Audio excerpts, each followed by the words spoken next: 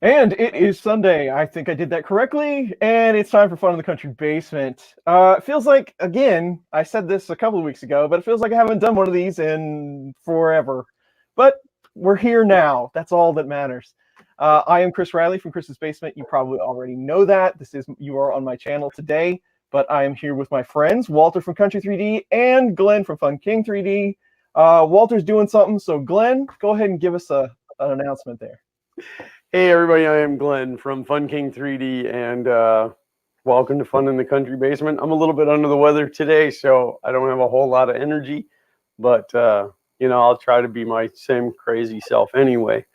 Today I'll be working on the AM8 because it has decided that it doesn't want to heat up properly anymore, so we're going to stick a new heat cartridge in there. And yeah, I can be found everywhere at Fun King 3D. Also, is that me? Is it my turn? What are you up to? Yep. Oh, I'm trying to work on a stinking Prusa. I'm Walter Kuntry 3D. You can find me everywhere at Kuntry 3D, Instagram, Facebook, Twitter. Haven't been there much these days. We'll discuss that a little bit later in the show. I got some things to tell the folks out there, those that watch me, those that don't, those that should.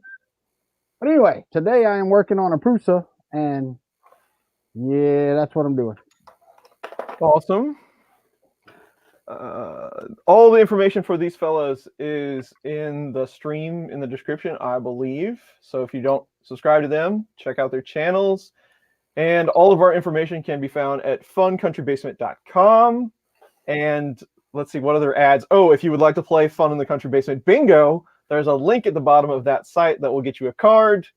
No prizes for anyone that wins, but it is a pretty good time to try to, get a bingo. We'll cheer if you win. That's right. So yeah, and there's a link. So there are a ton of people in chat. Thank you all for coming. I won't run down through here, but we are definitely glad that you are here. So it's been a couple weeks since I've been on. Today we streamed the Ender 5, and there were some pretty good conversation points that came up during the stream, and some of them I wanted to run past the both of you because I really wasn't quite sure. I mean, some of these things I've been thinking about a little bit, but definitely wanted to get your take on it since, we do talk frequently. And the first one that kind of came up, so Angus had some problems with Tronxy and thermal runaway, and there was a whole thing there that happened during a review. And then I got to thinking about that. Is that something that, as a reviewer, you should go and check for your audience automatically, just right out of the box?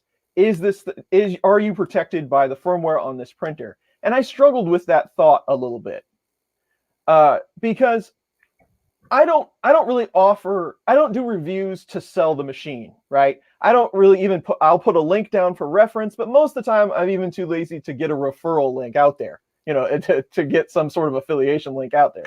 So I'm really not selling it more as just giving you a rundown of what to expect if you own this 3D printer or if you go buy one.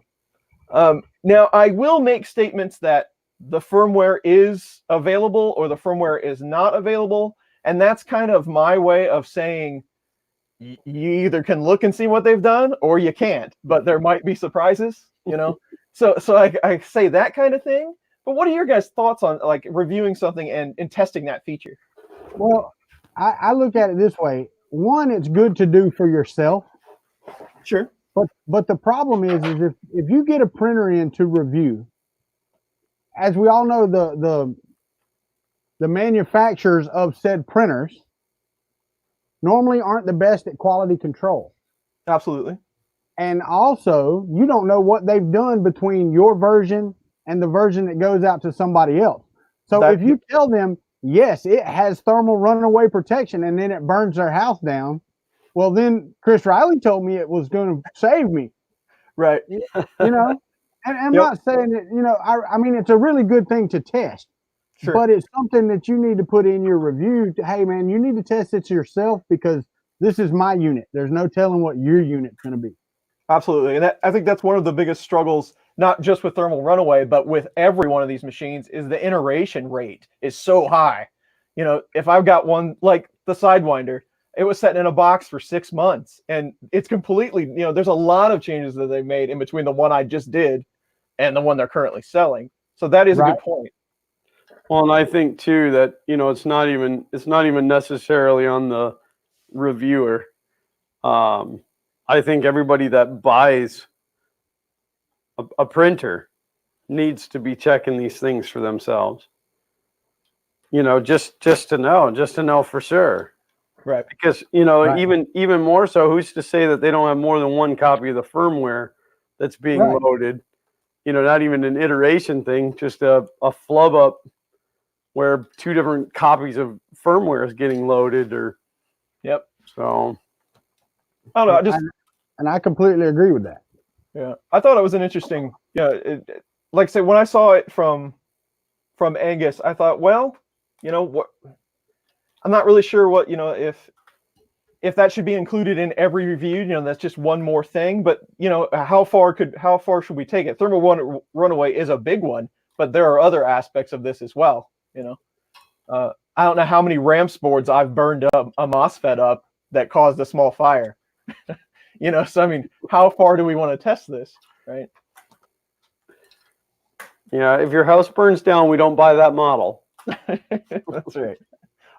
If my house burns down, I'll let you know which one did it. Don't get that one. But no, I mean, I honestly, I mean, if you're buying, and I don't want to pick on specifically Chinese printers, but I mean, if you're buying the inexpensive printers that you know aren't going through quality control, I mean, obviously Prusa is not going to release a printer without, you know, thermal runaway protection. But you should just be in a habit. Every new machine, just, you know, run some tests. And I'm not saying as a reviewer, I'm saying everybody that has a 3D printer. Right. I mean, this is an appliance with a heater on it. Yeah. And I completely agree with that. I mean, you can't. No matter what you do, you need to test your equipment yourself. I mean, it just, you know. And Patrick brings up a good point. It's too bad that we don't have serial numbers so we can tell when, you know, get some sort of reference of what version it might be or when it was made, at least. Right. They put the same serial number on every machine. They're all number 1. Oh, I got the first machine. Oh, so did I. No, I thought that was an interesting topic, though. But, yeah, absolutely. I have found the culprit. The IR sensor is not working. No works, huh? Nope. When I plug it in and try it out, it doesn't trigger. Both of the others trigger. This one does not. And the problem is this is an oddball. It's not a standard IR sensor. So I have to order one of these. You can get replaced. Those are somewhat affordable on the Amazons. Are they? Yeah, like I think you can get like the whole kit and everything for less than $12, but I think you can get just that sensor pretty cheap. Okay, that'll fit the Prusa? Yeah. Yeah. Okay. I just have to look up what model number or whatever it is. Yeah. Chris, how many people we got watching on your screen over there? I don't. 78 is what it says. 78. Well, that should be pretty much everybody that watches me. So I'm gonna go ahead and announce it now. I will not be doing any YouTube until after the first of the year, other than Fun in the Country Basement. So for all of you that are here that hear me, I will not be doing any live. If I do, it'll be a surprise one. I've really got to do all the stuff that I've got to do to get where I need to be come January, and I can't do it worried about YouTube. And I also do need to say thank you to Sergio, who sent me a vape mod and a tank. Very unexpected. I saw his name in here, so I needed to tell him. I did get your package. Thank you very much, sir. But other than that, I just wanted to let everybody know that I won't be doing live streams until after the first of the year. I'll need to get this place cleaned up and straightened up so I can do something, and then I'll come back and we'll fire it off in the new year and get her done. We will be in Phoenix, Arizona, or Glendale, Arizona, until the 7th of January. So it'll be after that when we get back. Okay, there we go. That's out there. Well, I'm sure you will be missed, Walter, but definitely take all the time to do what you got to do. That's important stuff. I mean, as I told y'all earlier, I'm getting there. 25 pounds down now in 2.5, 3 weeks. About 3 weeks. That is impressive. That's 25 pounds off. It's getting there. Also, there was something. Oh, Chris, that story I told you the other day. A lot of these guys saw me print and put together my hard drive rack. For those of y'all that got to watch that, I had it sitting here on my desk, Glenn, and you saw it. The computer I had just sitting out, all the wires and everything here. Right. I'm like, I need a case for this thing, but I don't want to spend any money. So I remembered that like 2, 3, 4 years ago. I don't remember. I don't know. You could look up the model number of the AMD Sempron that was in it for the year model that this computer was built. A friend of mine asked me to see if I could get the date off their hard drive because their computer had died. Well, come to find out, the motherboard was bad, so they just went and bought a new one. Well, that case had been sitting open with no sides or front on it on my back porch for, 3 or 4 years. And the humidity and stuff in Florida and the rats making nests in it. Anyway, I took that case and I blew it out. Then I got my Dremel tool and had to Dremel out all of the rivets holding the hard drive space in there. And I put the 3D printed tray in the front of this case and put it all in there. And now I have this nice little ugly server with no side plate, no nothing, sitting at my house using all the old hardware I had. Woo! So it was fun. And I told Chris, I said, I didn't even think about it while I was doing it because I was fighting it so bad. I should have did a video on that. People would have laughed because I was cussing trying to get those rivets out. I'm telling you. It sounds amazing. I'll bring it over here one day, like one of the Fun and Country bases. I'll bring it over here and show it to you. It's really cool because all I had was like the red LED fans. I didn't have any just non-LED fans. Yeah. So on the front and the back of this case are this red LED. My wife said it scares me every time I walk around the end of the couch. I think it's a space heater. Well, kind of it is. Yeah. Jay Griffiths, I did. I should be getting that into the mail come Monday or Tuesday. I had to get a box to put it in. I didn't have a box big enough for the magazine to fit in. And I do now. I got one from my daughter. So Christopher Mascheck, I looked at that. I don't have a printer that's big enough to print it will fit on the TiVo little monster, but just barely. And I just don't trust it that big of a flat area to do that. So I have something exciting coming back with me from Arizona that those of you that watched me last year while I was in Arizona with my son-in-law might know what it is. But it's coming back with me because he didn't finish it. So we'll get to see that come January. That'll be my first project come January. And then there's something else that I want to do on it, and we will get that done as well. So we're going to come back in January strong. I got to get this place cleaned up and straightened up. I need it to look like Chris's basement. Oh, nobody needs that.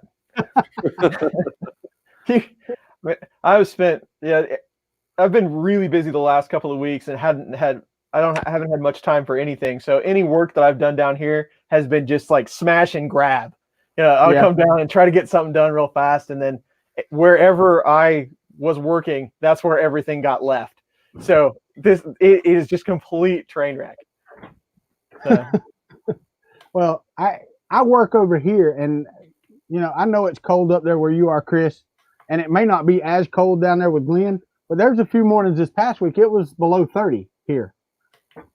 Wow. And I don't, in this camper it gets cold as crap, so I have to come over here in the morning and work. So I put a blanket over the doors, and I've got this space heater down here, that I come over here at like 5 o'clock in the morning, turn the space heater on, and then by the time I get over here at 6 or 6:30, it's nice and warm, or not nice and warm, but it's warmer. Yeah, I was telling chat this morning that last Tuesday it was 9 degrees here. Oh, hold on. No. Jay Griffith said I need to read his email. I just saw that I got it. I actually didn't read it. I just figured you sent me your address. Hold on. Go ahead, Chris. What? Sorry. Chris No, said it was 9 degrees. Yeah, 9 degrees. It's been better since then. We had like a 9-degree day and then a couple of 20-degree days, but then we jumped back to like the 50s again for a little while. But yeah, that 9-degree day was somewhat surprising. It was like 52 degrees today when I was out working on Christmas lights, but I've just been chilled to the bone all day long just because I haven't been feeling good. So even 50 feels like 9 degrees. Yeah, I forgot. You have quite the Christmas light season. I do.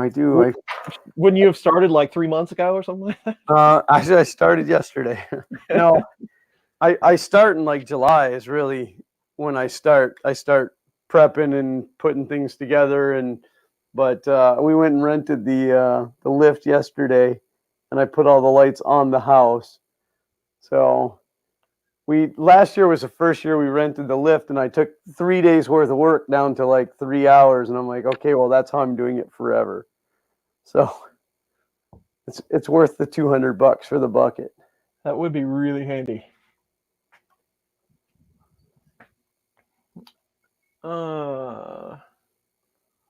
There's something else I needed to finish today, and I can't remember what it was.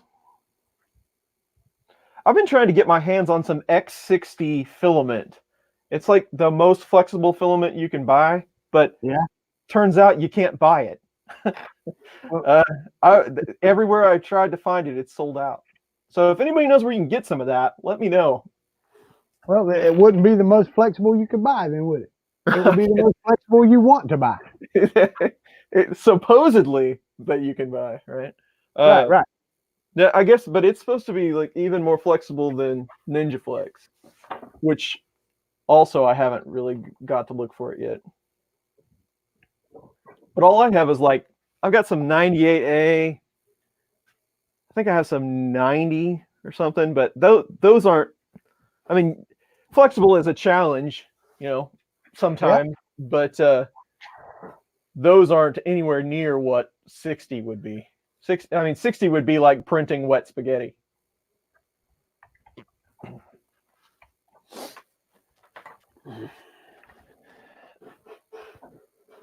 I think why is 3D printing gotta be so hard?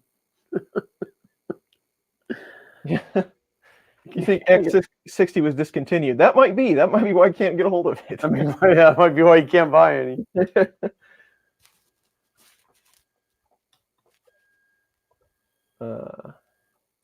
Oh man, come on! I'm trying to find. I found the. None of these are on Prime. These IR sensors. Yeah, they are. But if you want to buy one on Prime, it's going to be $20 for the sensor and the wire. You got to pay for that free shipping. Oh yeah, right. But now you were right. You can get one for $11 as long as you don't mind waiting a month for it. Yeah.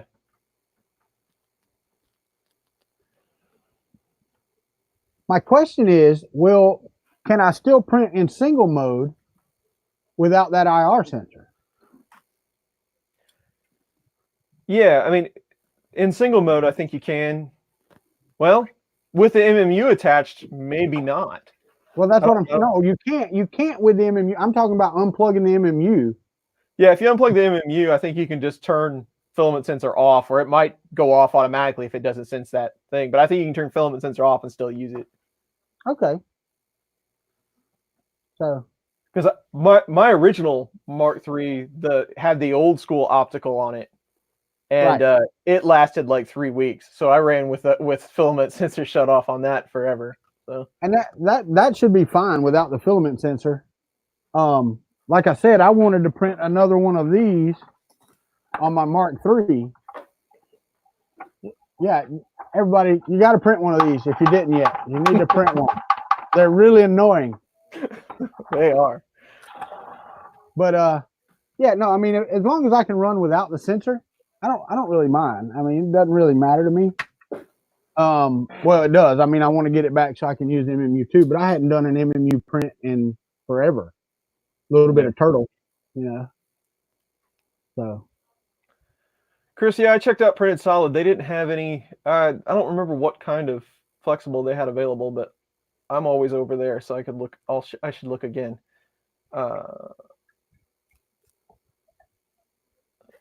So every print failed when you were using your part fan. I should use the features that they give us in StreamYard, shouldn't I? yeah. Those are handy features. Yeah. Well, so it depends how it failed, Andy. So if it's causing thermal runaway, that's exactly what Glenn was experiencing. It is. It is exactly what I'm having.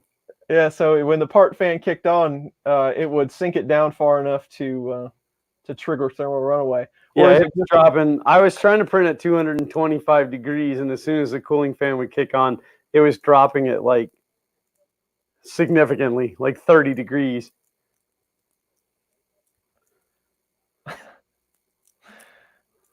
Martin wants to know if you can do triple glasses. I can actually. I can.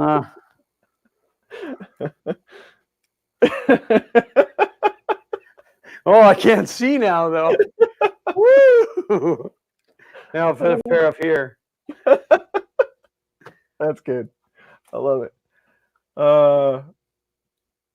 3D print NY. I'll have to check that out then.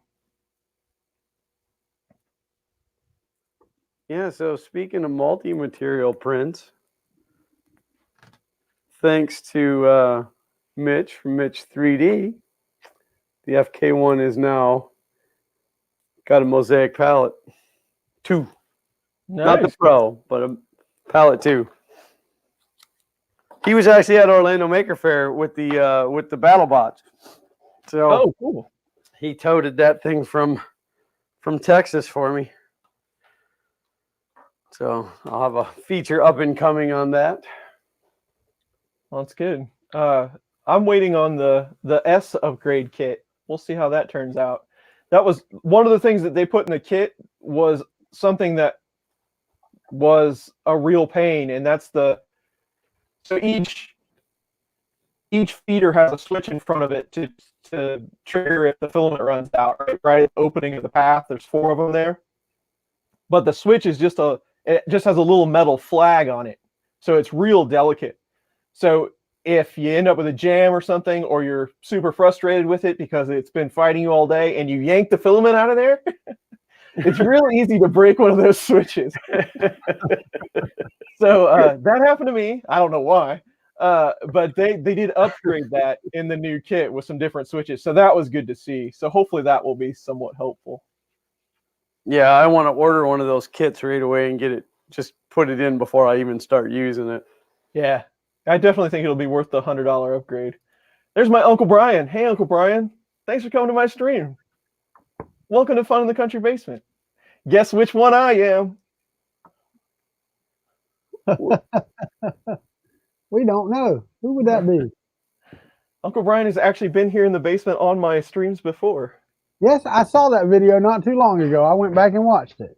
Yeah, we built a printer back in the day. I remember that. Yeah. I remember that. Yep.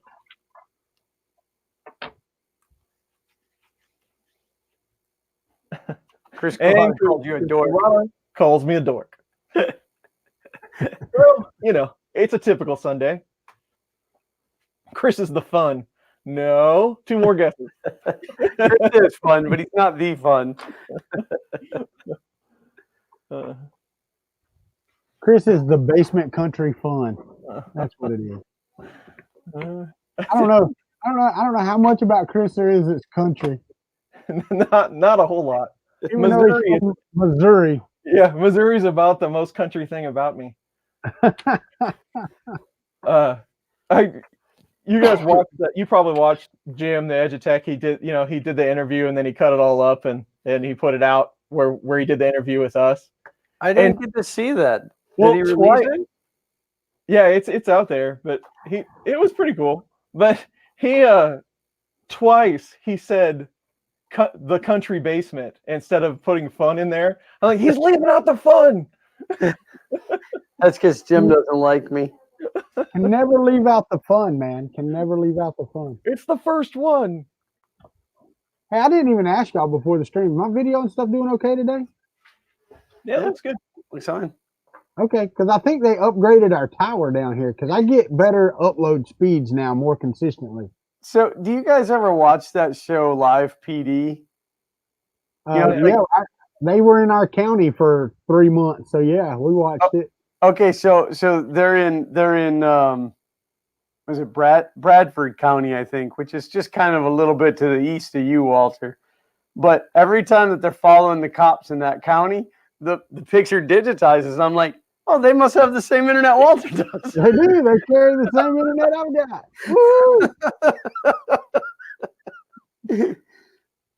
Woo! I bought the cheapest replacement IR sensor I could buy. It was $11. $11.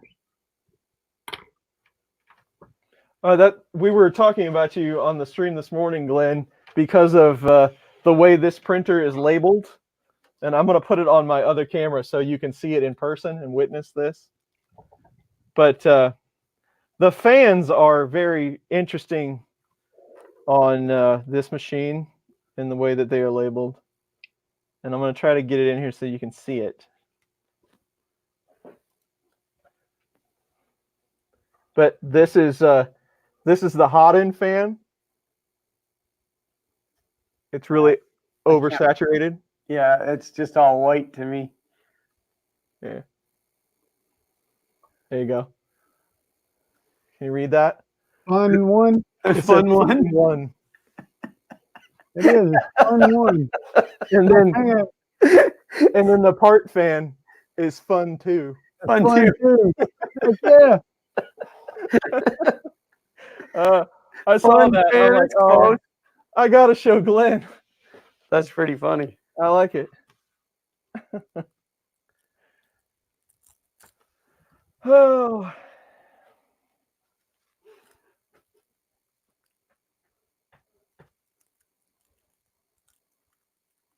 That's crazy. Oh, man. I really need my pizza back up. Just so everybody out there knows, I'm doing a really bad job of watching the chat today. So Yeah, I hadn't looked at it much either. Haven't been on for a while. How goes the Stargate? Big Steve, that's a square. Well, really and truthfully, you want to say how goes the Stargate? The Stargate goes exactly how it was the last time you saw me. Not at all. Not at all. Not at all, sir. But I'm hoping that changes soon. Well, at least after January. He's got a version of this that is like you can print all the pieces in one piece, right? So you don't have to glue them all together. They print in one piece. They're just really big, and you need a really big printer. Yeah, I think I know two folks that have really big printers. How big would it be, like if you printed it in place? I think it's 360 millimeters, 370 millimeters. Ooh, yeah, Glenn would have to do that one. I think 350 is absolutely as big as I can go. Is it? I thought that big one of yours was bigger than that. It's because of the way the bed's mounted. It's actually not all that much. It's like 350-ish, like 51 in the X. So yeah, it's not really all that big. Huh. So I had the opportunity to meet the team from OpenBuilds last weekend while at Orlando Maker Faire. It's the first time that we've been face to face, which was kind of cool. They were like the last sponsor that I hadn't met yet. And I mentioned that I wanted to make it a little bit taller so that I could get my 1,000%, which by the way, I decided I'm going to 1,001%. But yeah, I said, yeah, I'll have to get with you guys. I got to order some more. extrusions. I'm going to make it just slightly taller. And he said to me, he goes, oh, yeah, just reach out to me. I'll take care of you. I'm like, yeah. But no, they were all a good bunch over there. They gave me shirts. You know, anybody that gives me shirts is always #1 in my book. So, but it was a good show. It was Orlando Maker Fair is the place to be. 3D Jimmy hung out with us for most of the weekend. Cool. 3D Maker Kid asked, what do we think about the whole kids YouTube thing? I think I got an email about that the other day. Yeah, well, I've been making it kind of publicly known how I feel about it, but what is it? Well, what it is the FTC has decided they went after Google and sued Google for like a couple $100 million,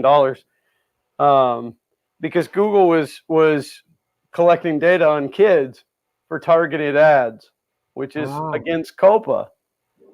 Right. My thought on that is I would rather my kid get an advertisement for Hot Wheels than, you know, beer and tobacco. So yeah. I don't really care if they're targeting kids with proper ads. I'd like them to see proper ads. But the thing is now you have to tag your videos if they're if they're made for kids. So if your videos are made for kids, you're no longer going to get any targeting advertising. You will not have a notification button. You will not get end screens. You will not get comments on your videos. There's no community. A bunch of stuff. They take a bunch of stuff away. So pretty much if you're making videos for kids, your YouTube days are over. Right. And that's not, the sky is falling. That's really what it's going to come down to. So I decided that even though I have kids in my videos and one of them making videos, I'm tagging my videos not made for kids. The kids are welcome to watch them, but they're made for adults. Do you have to go tag them, or does it automatically if you don't tag them for kids? When you first go into the studio, there should be a message up at the top, and you can tag your whole entire channel one way or the other. Okay. And then it defaults that way forever. But if you don't choose one way or the other, and they decide for you, then you have to change every video. Oh, I got you. So, and if you do it through mobile, I believe you have to do every video individually. Oh, wow. That's crazy. So, but yeah, so now from now on, when Xander starts Xander Thing Thursday, he drops the F-bomb right in the beginning. And then, then there's no, I'm just kidding. He's over there cheering. No, that's totally a joke. That's not happening. My channel will always be family friendly, but made for adults. Yeah, right. All right then. I'm opening studio. I want to see if this message pops up. It should be right at the top. One of those, like, I think it's blue. I don't know, but it's a banner right across the top, the little strip. Usually where it says, like, we want to hear from you. Fill out this survey. Let it rip. And I usually do. And then they don't do anything about it. I don't know. YouTube's just sitting here spinning.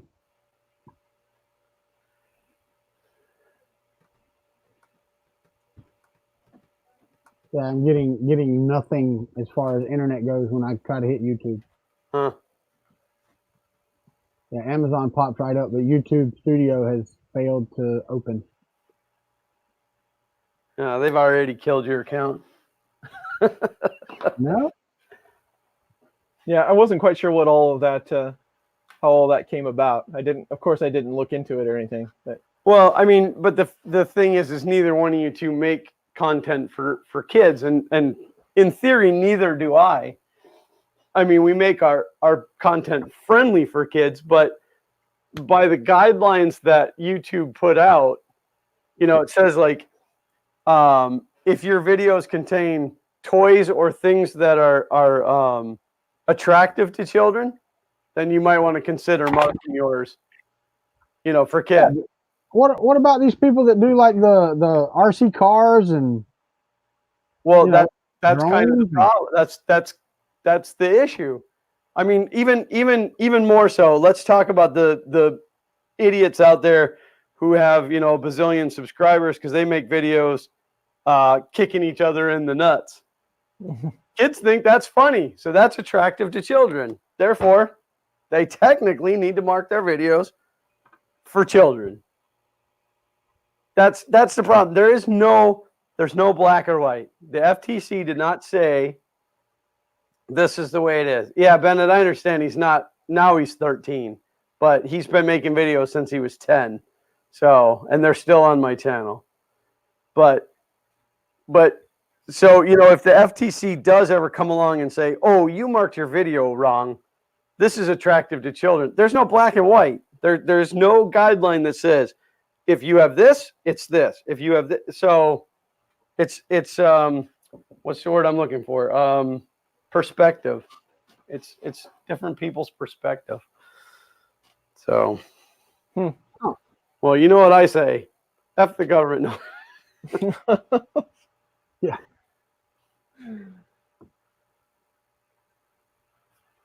So I didn't realize this while I was building this printer, but I was going to share it with you both because this is the first time that I've had a printer like this. But, again, I will show you what I'm talking about because it's just easier that way. All of the instructions on how to build it are on the printer. Oh, wow. There's 6 steps. They show you what screws to do, but it's all right here permanently on the printer. Where though? Where is that? So this is this is where all the controls are underneath it. It's like just sets down in this box. But that faces up, right? Oh, okay. Right. Because I was gonna say, if it's on the bottom, you got to keep flipping the printer over to see what the next step is. Yeah. But yeah, I find this fascinating. That it's like Egyptian hieroglyphics, Fish, eye. Pyramid, eye, pyramid. I don't know. I find that fascinating. It's just the little things are what amuse me the most. But that's great. I have to say, out of the box though, just first print on this thing, very impressed. I had to do very little work, and the print looks pretty awesome. Now, is it just a Core XY printer? No, it's not even that. It's pretty much just straight Cartesian. It's H-bot-ish. So you got a belt on both sides that run the gantry, but the X gantry is completely independent. So it's got its own motor and belt. It's not even Core XY. Wow. It's actually kind of a simple setup, but it's pretty rigid. Like I say, it turns out a pretty good print. The only thing that I've really seen so far that not so awesome is the bed carriage here on the front. It's pretty thin, so it's just a little floppy. But yeah. I think you could probably print something out to correct that pretty easy. But still, it's not necessarily the cheapest printer either. The list, I think most of the time the price is $350. I think you can get it for like $300. But I was talking today. I was like, well, it prints nice, and it's a pretty nice configuration. If you wanted this sort of thing, like maybe you wanted to enclose it or something, this might be a good deal. But you could go buy 2 Ender 3s and have the same capacity and probably pretty close to the same print quality. So Chuck said it's so dumb because once it's built, who cares? They should include like a sticker to put over the top once it's done. You get that. And welcome, Chuck. Thanks for being here. Well, it's a good point. But they should give you this should be magnet too, like the bed covering, so you can flip it over, and on the other side it's just 2 thumbs up. Yeah. Well, and you also do get Fun 1 and Fun 2. Well, it's true. That's twice the fun right there. That is twice the fun. That's a lot of fun in one package. That is a lot of fun in one package. I thought it was funny though. So $350. It's the same build volume as like an Ender 3? It's 220, 220, 300. So you get a little extra on top. But yeah, I feel what your emoting kind of explains how I felt about it. Like, yeah. But enough, like I said, so far so good. We'll see. Chris, try to go to YouTube studio.youtube.com right now.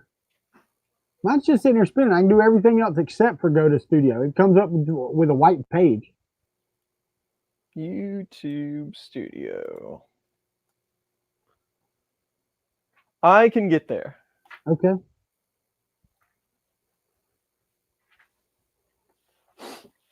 I too can get there. I can get to everywhere but studio. And that's on both accounts. I can't get to it on either account. Sounds like you need to clear your cache. Try a different browser. Old Curmudgeon says 235. I'm not sure what actual well,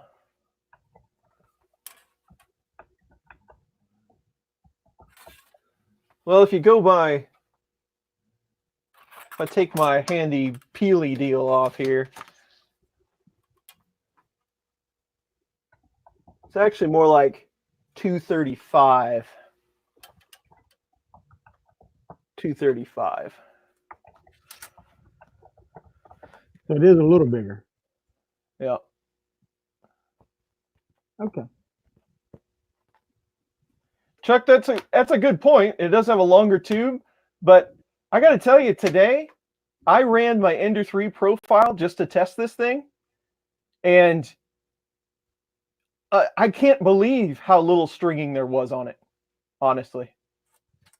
It was 6 millimeters. That's what I usually run on an Ender 3 just to be safe of retraction at 25 millimeters a second. But I couldn't believe how well it did. So.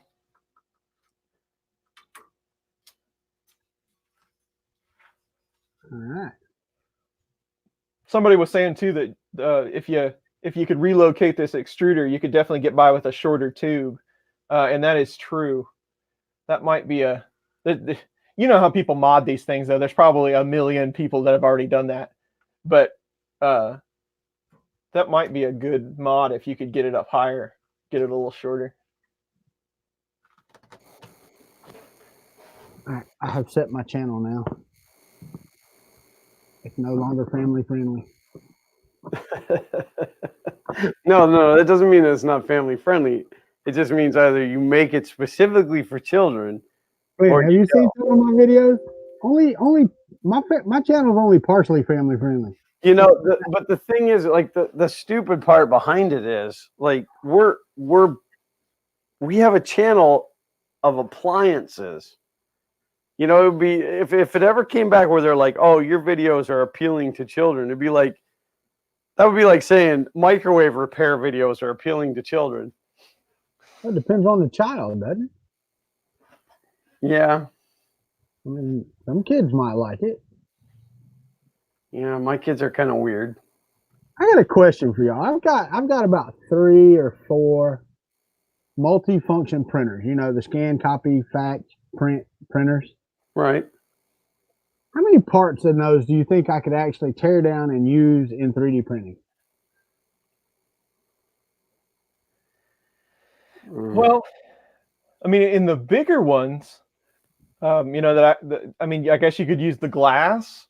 I'm sure that there are, they have stepper motors, but they're usually they're not like a NEMA 17. They're those little pancake type.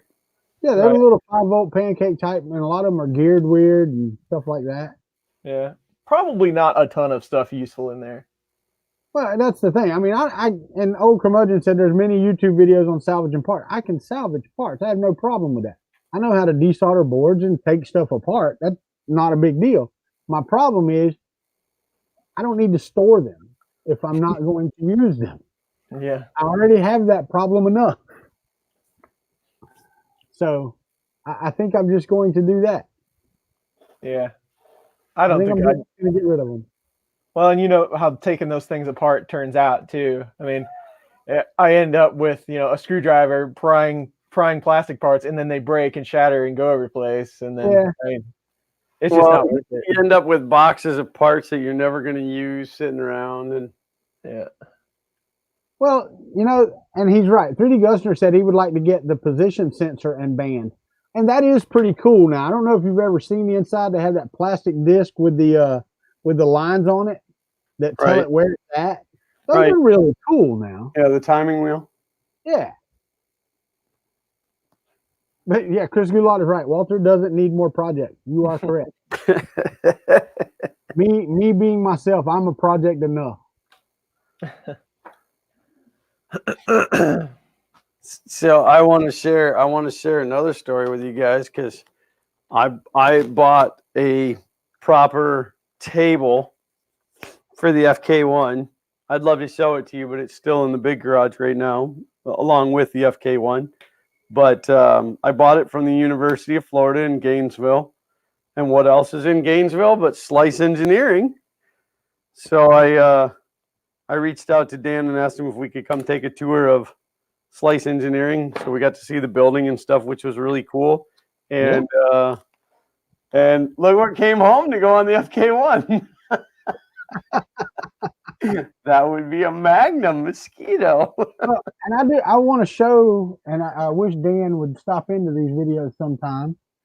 But I actually tried when I had to take my TiVo apart the other day. I was looking at a mounting solution to mount this Mosquito Magnum on my TiVo. It's not going to be fun. You're going to lose all the part cooling. That's all going away. And not only that, if you want anywhere near the same length, I mean, you see how my nozzle is stuck out, right? I've got a volcano nozzle stuck in here. Yeah, that's not going to work. Nozzle. Right, that's what I'm saying. But in order to clear my fans, that's the way it has to be.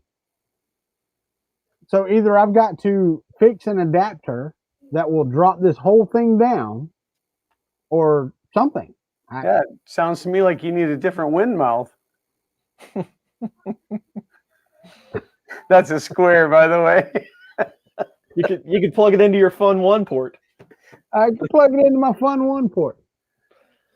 No, you're right though. I mean, working the Mosquito, and there's, this is nothing against the Mosquito, but working a Mosquito into a project is somewhat tricky. Yes.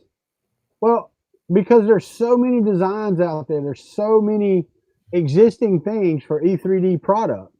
Absolutely. And I'm not saying that the guys at Slice should have made this fit into an existing architecture. Right. But it would have helped a whole lot of people out, and a whole lot more people would have bought these. Yeah. So, I mean, I know there's mounting solutions for mounting them in most things, and people have went back for the Prusas and Enders and that type of thing. I have searched and searched for the TiVo Little Monster. Nobody's done one for the TiVo. Yeah. So. Yeah. They have some interesting things coming that I'm hoping will make those situations better. That's supposed to be coming sometime this month, so be on the lookout for that. Yeah. There's a couple of nice new things coming from them that's going to be pretty exciting. Yeah. Yeah, they had a printer. Dan had a printer sitting in there on the shelf that piqued my interest that it was there. And I look, and it's got a factory hot end on it, and I'm like, "What? What is this garbage?" And he said, "We're making a hot end for it. It's just not on there yet." And I'm like, "Oh, okay."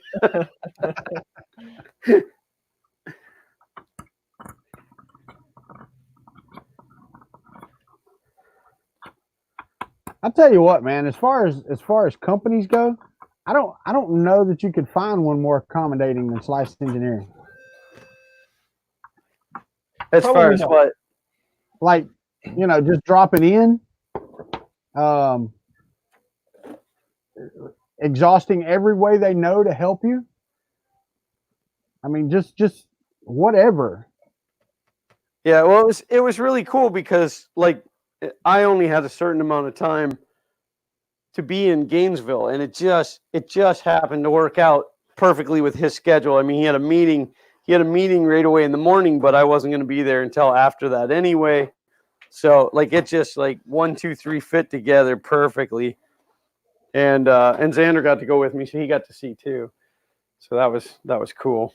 I need to hit him up this week though, because Tuesday night we're going down there. I have to have a echocardiogram done at the VA hospital on Wednesday. But my echoes and all should be done around noontime, and we're going to wait around. Wednesday is off. Isn't it Wednesday? I think it's Wednesday, the 20th. Yeah, Wednesday is also my third daughter's 21st birthday. It's Shauna's 21st birthday. So while we're there, we figured we would say hello to her. Well, she doesn't get out of class until 3. So it would be great to go over and see their place between noon and 3 o'clock on Wednesday. Because it's right over by Shauna's apartment anyway.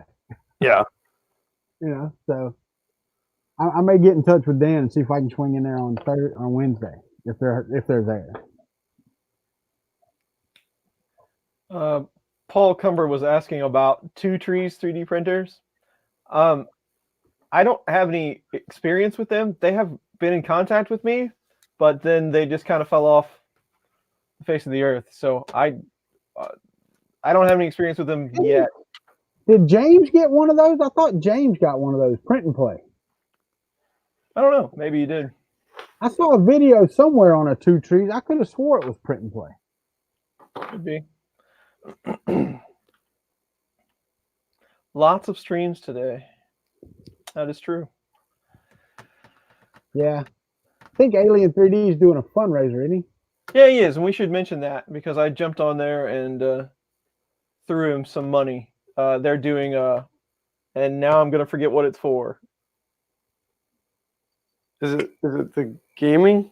Yeah, it's gaming, but it's like 24 hours. It's on the Alien 3D channel, and it's for the kids, so it's a good cause. Yeah, it's for the kids. If it's for the kids, it's a good cause. That's it, for the kids. It's what I tell the officer when I'm out there selling crack. It's for the kids, officer. It's for the kids. It doesn't work. They don't listen to you at all, do they? No, they take me to jail. 10% of my proceeds are going to the kids. What are you talking about? The product's going to the kids. They're giving me money. There you go. Children's Miracle Network. That's what it was. Well, this just went away from family friendly. From family friendly to selling crack to kids. Not really. We're Not fine. really. No, Everything's we're fine. good. You want to see the really makeshift filament winding setup I have that I made the other day?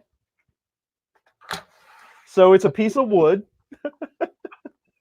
that I printed some stands for, and then I cut down. That's wood filament, Chris. Yeah, wood fill. That's a long wood fill print right there, Right. and expensive. But I cut down some of the auto winding spools in Fusion, and I just printed the cores, and I put them on bolts so that I could quickly just wrap one spool to the other just real quick.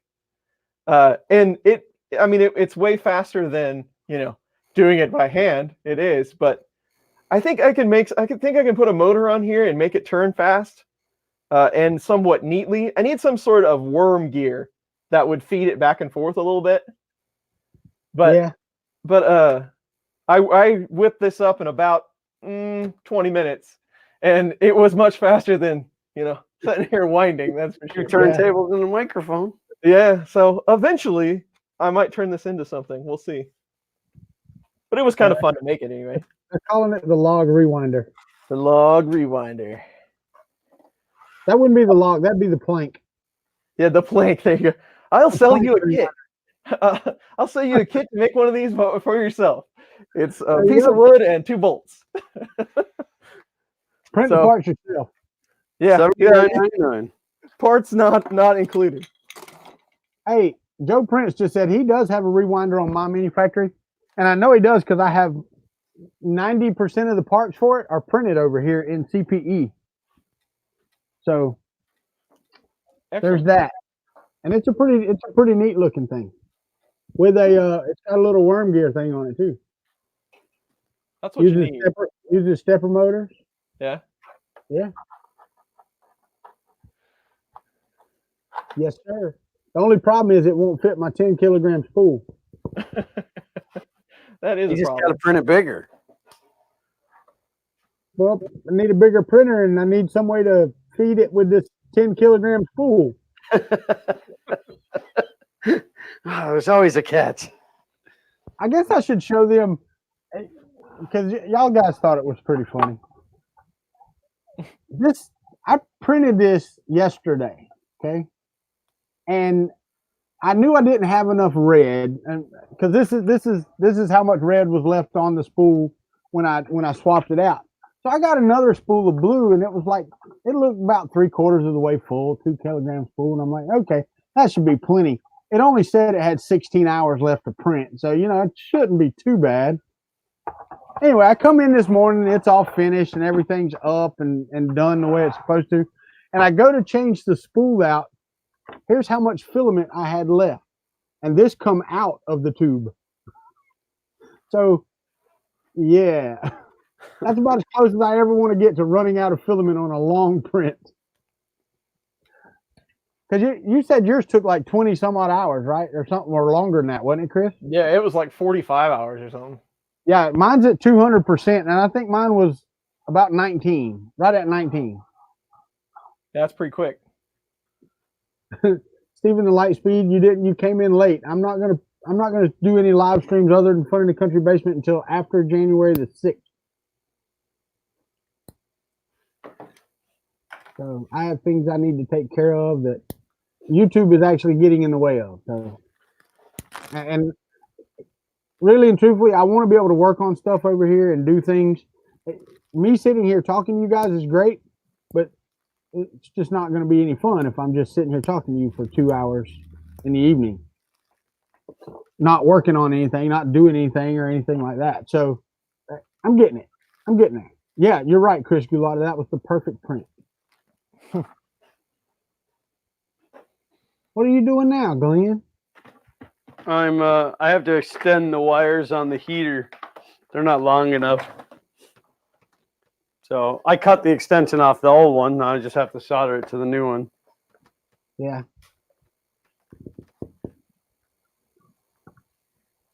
And I like to do it properly with a little heat shrink tubing. And Chris, do you remember the name of this model? Because I do not. It's on like My Mini Factory. Yeah. Like Chompy, $2 and some change, isn't it? Chompy Skull. Yeah, it's Clock Spring is who did it. The Yeah. Chompy Skull. Yep. The Chompy Skull by Clock Spring. That's right. Yep. It's like $2.89 or $2.50 or something like that. I can't That's remember. ridiculous, charging $3 for a model. I know, Worth right? every penny. Now, if you could print those like small, like to where you could get the time down to about an hour a piece, then you could give them away at maker fairs to the bratty children. I could print one of these in an hour. Like the regular size one? No. A mini one. Would it still be annoying? I don't know. Because that's We could find- important. Because that's the main reason why you would want one. It has to be annoying.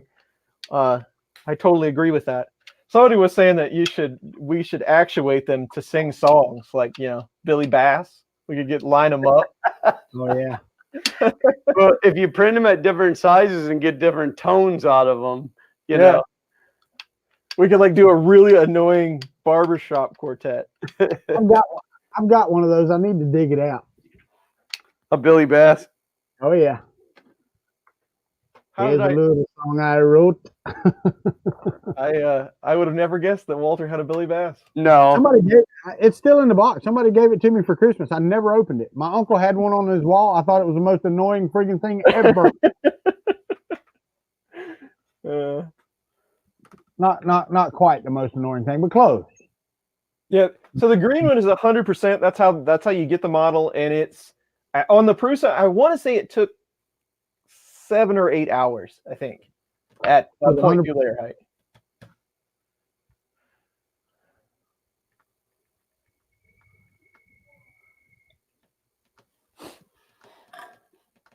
Do you remember though before Billy Bass, like every mall had a Spencer's Gifts, right? Of course.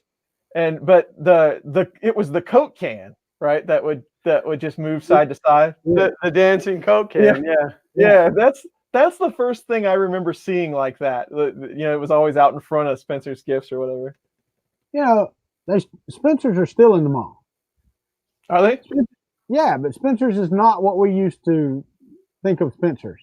The front part of it is t-shirts. So if you want like Def Leppard or Metallica or whatever t-shirt, that's the place to go. Just don't go to the back of the store. Yeah. Well, it depends on what you're looking for. Well, yeah, I guess so. But you go from, t-shirts and I guess gothic type apparel to S&M toys and novelties. games. Novelties. Novelties. That's it. Novelties. Yeah. That's it.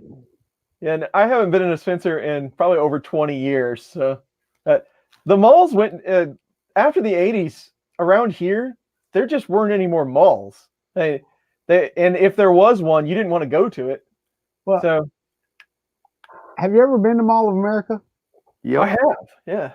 Yeah, I mean, they have started building in Glendale a mall that's going to be bigger than Mall of America. Wow. Well, the first mall in America was in Edina, Minnesota, and that's why they decided to build Mall of America there.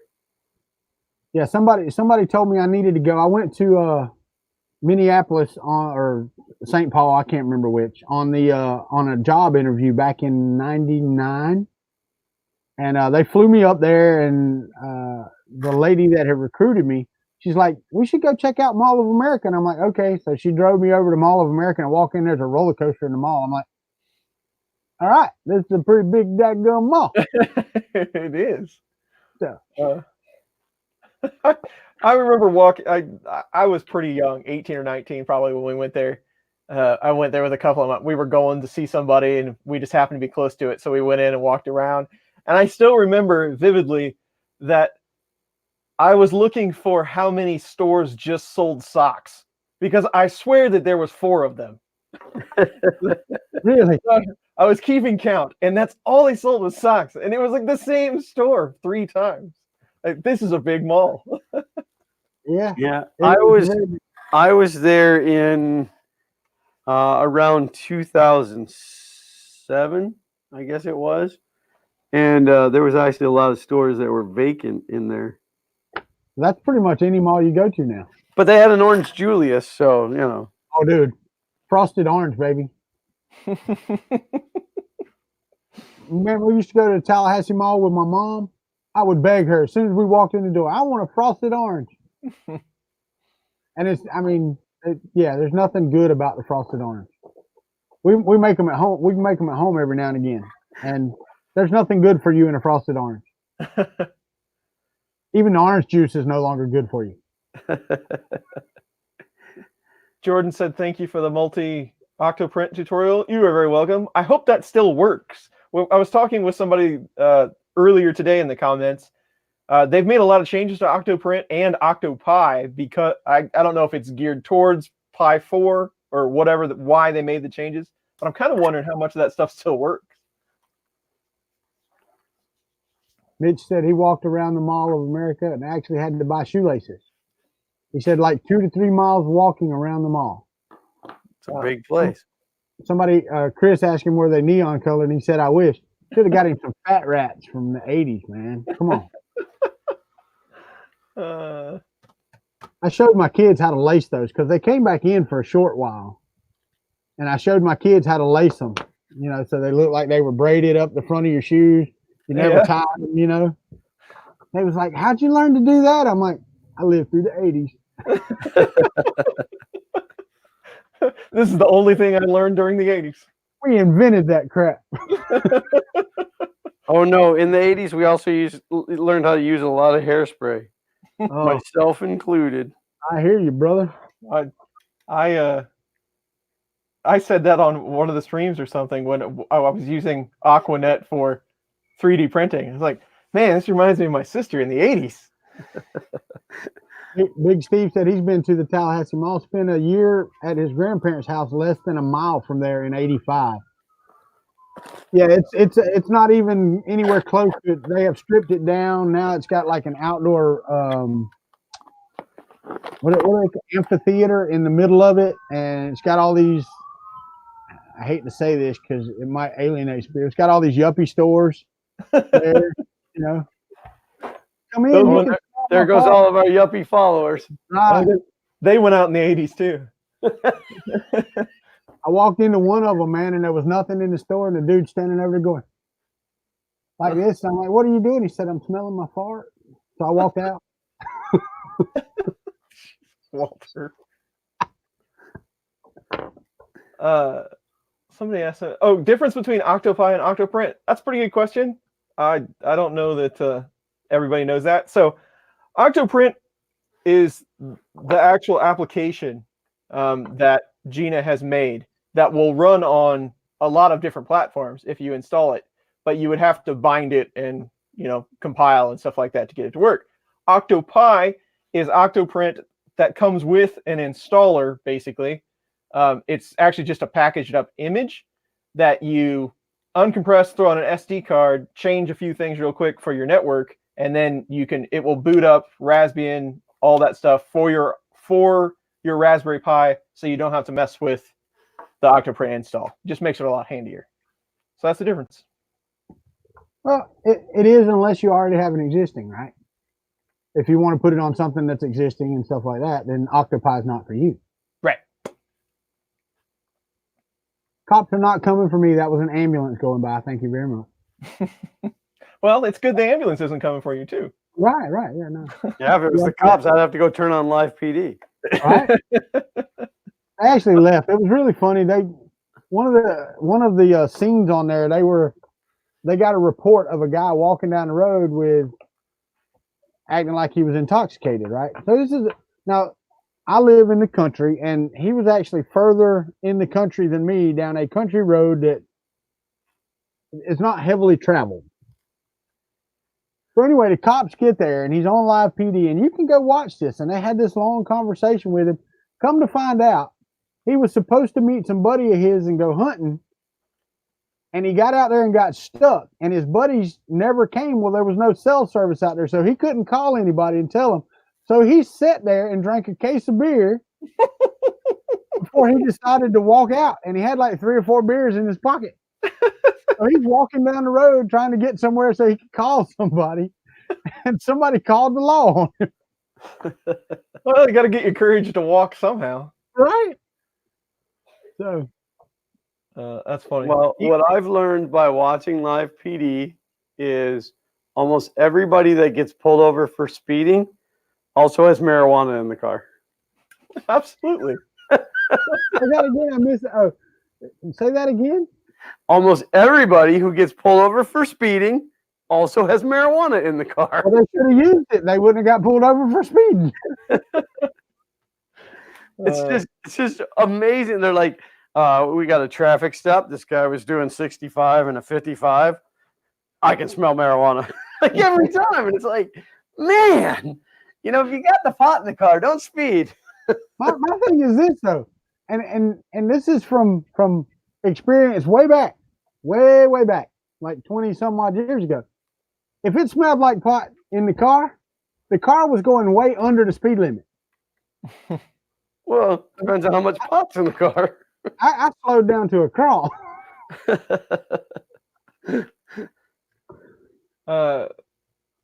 Gustner asked me about ESP32 cam. I don't know that module. I'll have to look it up. It sounds fantastic. What? I missed the question. Yeah, it's some module. He said it's pretty inexpensive. You could probably monitor a print with it. I might have to check that out. What did you?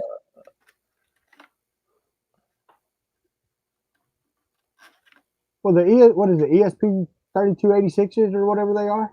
I'm guessing it's got a integrated camera like that something, but yeah, I don't know. I'll have to look it up.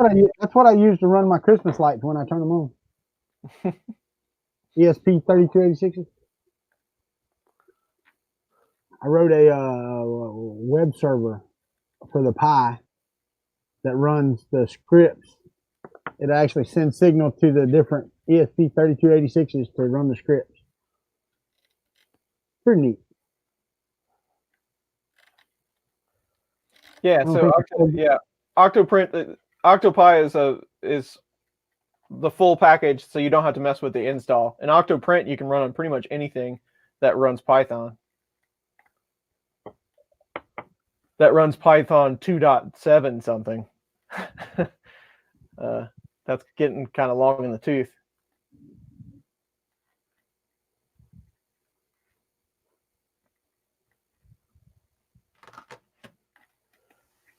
He just released a version that will work on Pi 4. Excellent. I didn't know that. I've got a version on a Pi 3 I don't use. Octoprint is one thing that I have continued to use consistently over the years. I use it on pretty much everything. Well, see, and it's great for if I put one on the Bear or something like that, or maybe if I ran the CR20 through it, that would be great. But these are both Wi-Fi. I guess I could put it on my Kuntry bow down here, but yeah.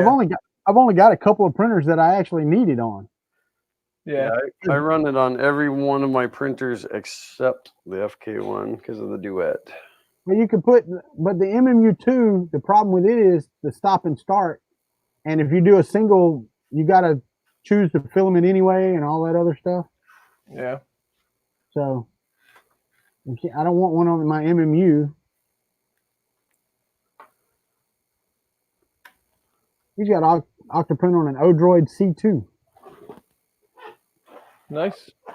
Yeah, did you guys see that Gina is going to be at Murph this year? Is she? Yep. I guess she got a sponsorship to bring her there. There's one you won't be able to get close to.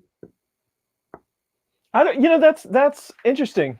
That's interesting you say that, because I kind of wonder how many people. I mean, there's the hardcore people, you know, like us, but then there's just, you know, a lot of people know what Joel Telling looks like because, you know, right. He's on. Well, because he's on video all the time. Right, but Gina maybe not. You know, I mean, come on, man! Don't you watch every one of her video blogs that she puts out religiously?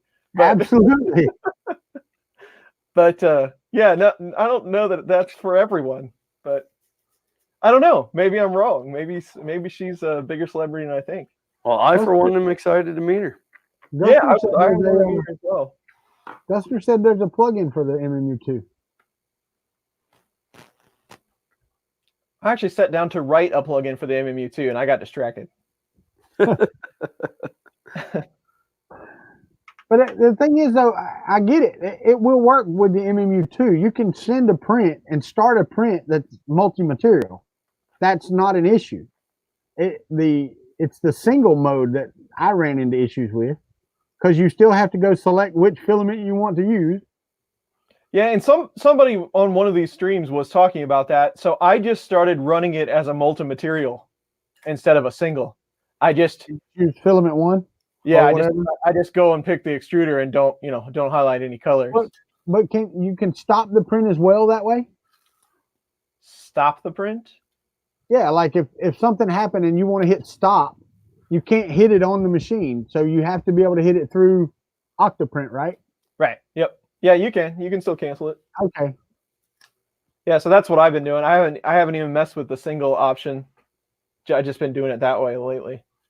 All right, so I have to copy. Oh, come on. Really? Yeah, so so that is done with controlling multiple printers with one Raspberry Pi, multiple instances of Octoprint. That is done with multiple instances. So all you would do is section it off and run multiple versions.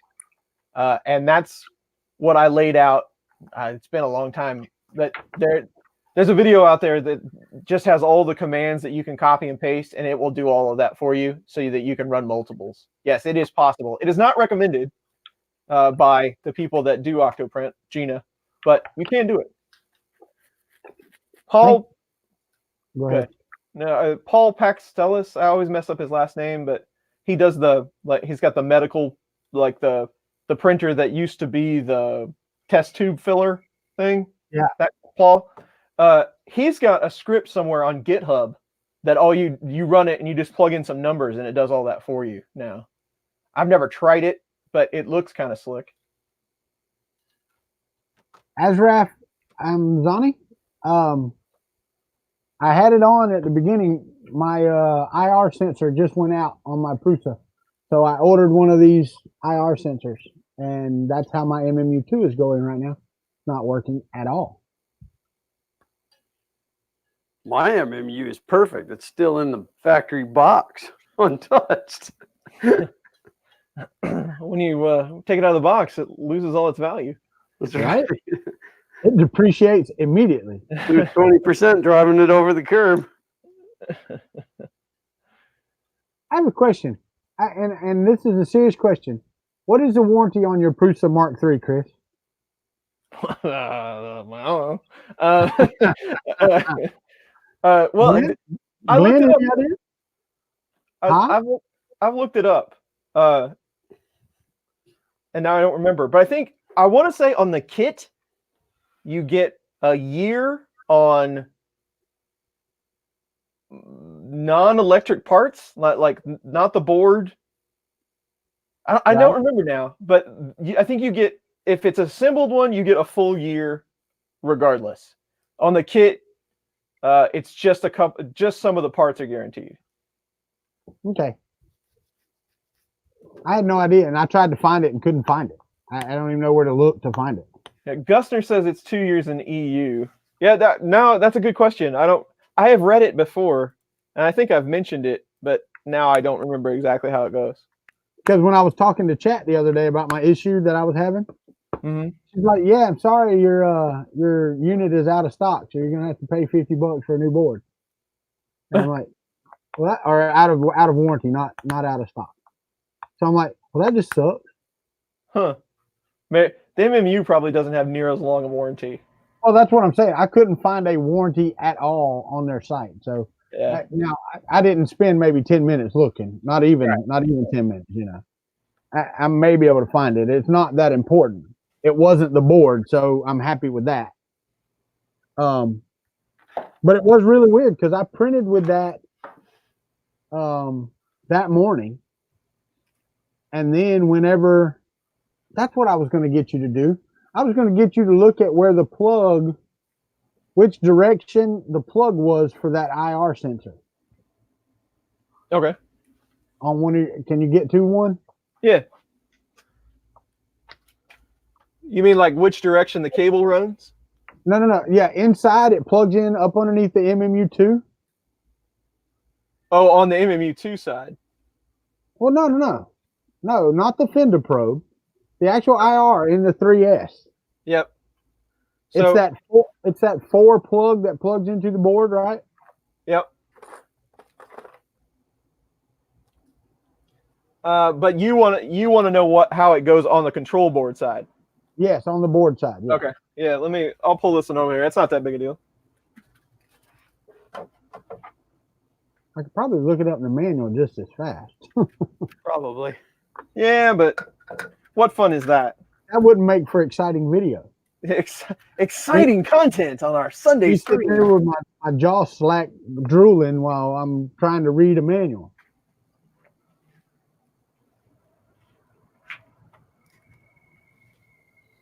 You know, I'm glad Shane has found a new job and he's doing well and he seems to like his new job. I talked to him the other day, but it is kind of unfortunate that he's no longer Prusa support. You are correct. You're absolutely for completely selfish reasons. Yes, right. Well, I don't know what selfish reasons you're talking about, but just because he was great to talk to on Prusa support. Because in case you were bored at night, you could just fire Shane up. Just fire Shane up and chat him. Yeah. So on the board side, it goes on the bottom row of pins, red wire towards the outside of the case, black or white wire inside of the case. And it goes all the way over to the outside in towards you, right? It's not one pin in or anything like that. It's all the way Nope, to you. It covers all the pins on that row, bottom row. Okay. Okay. There we go. So let me look, make sure I've got mine plugged in correctly. It is real. I can tell you, it's really easy to miss a pin on that thing. I can imagine. This is the one that. This is the Prusa with the broken control box. Who knows how I did that? I don't I think this is know. the original one. It is because it's got the chrome power supply.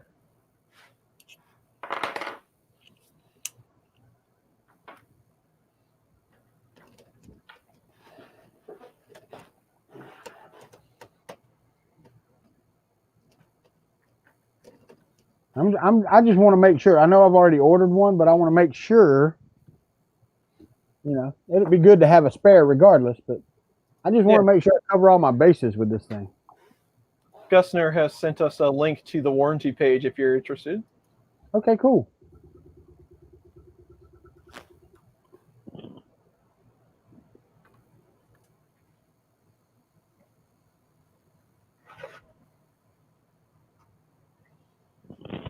Ezra, I've asked,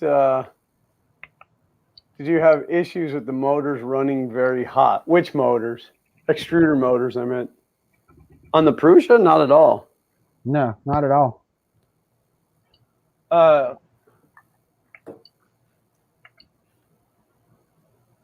Extruder motors. Yes. I have run into a condition with the MMU that if it sets idle, like waiting for you to perform an action, like an intervention, it holds the voltage on the extruder motor so you don't lose track of it. And if it sets there, and this I believe they fixed this like firmware wise, or they adjusted it at least on some of the other versions of firmware. But I've had it get super, super hot to the point of I melted a plastic part just a little bit. Oh wow! But I think they've done something. I don't know if they've sorted it out completely, but I think they have adjusted that.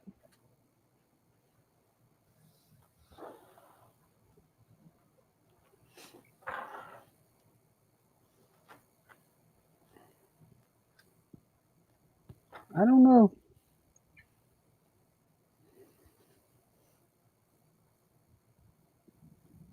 Hey, Chris. Uh-huh. One more thing. If you can you go to your sensors and see if it'll trip if you just stick like an Allen wrench in it?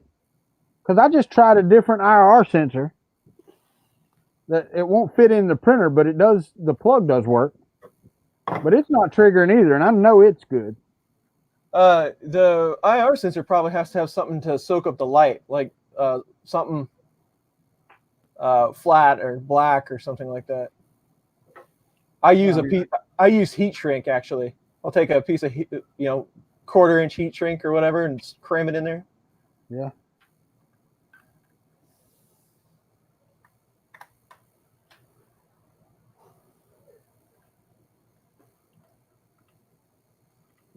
Yeah, mine's not working there. Let me see on this other one. Oh, I'm pretty sure I used it as a filament sensor on my Hypercube Evo, and it still works. I know it works. But I'm not getting it to trip in any way, shape, or form on the Prusa. And it does plug in. It plugs in right up underneath the MMU, right? Plug and the other plug, yeah, right underneath. Yep. Yeah, and the other plug that looks just like the what you call it? Hold on just a minute. I may have that wrong.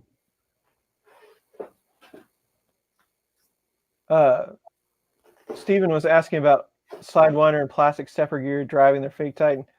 Spinning on the shaft. I don't know. I haven't had that issue yet, Steven. I'd have to go take that thing apart to take a look at it.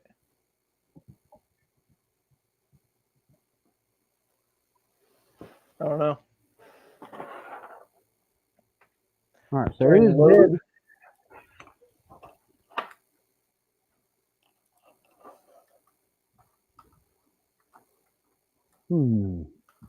So that issue where you have the blob, you're probably talking about when it does the purge block. So it will kick too much filament out on top of the block, and then you start crashing because of that blob being there. I want to say that is another issue that they fixed in like 3.8.1 or something like that. I haven't seen that since I upgraded to the newest version. That was a huge pain though.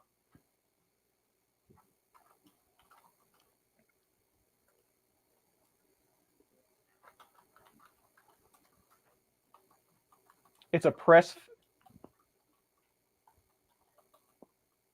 I'm guessing. I'm guessing you mean they just press fit a cheap plastic gear. It's crazy, huh? That don't sound like any fun. No, I didn't. I wasn't aware of that. I'll have to go check that out. Finally, getting a second printer. What did you get, Justin Emerson? A second printer? Didn't he just tell you? Yeah, he did. Yeah.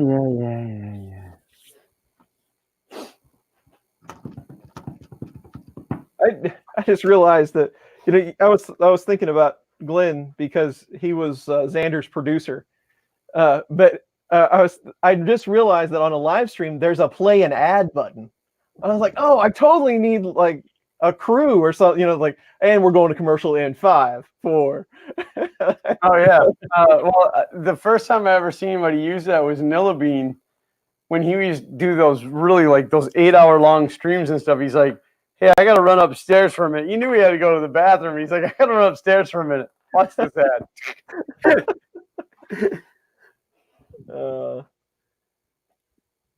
We have 3 or 4 admins in here. If you want to ban this Bandit X91, feel free. Print and Play does it all the time. Yeah, I have yet to run an ad by hand, but I didn't realize that there was even a button to do that. But that's pretty cool. What did Justin say? Anycubic Console Linear Plus bought an SKR. That's one of those combinations. I still have my pulley version over there collecting dust. That's one of those builds though that would be awesome for that SKR board. But on the other hand, it's not the most well-built machine in the world. So I think if I put the SKR on there and tried to go fast, I'd probably just end up, shattering something, or it probably wouldn't go well.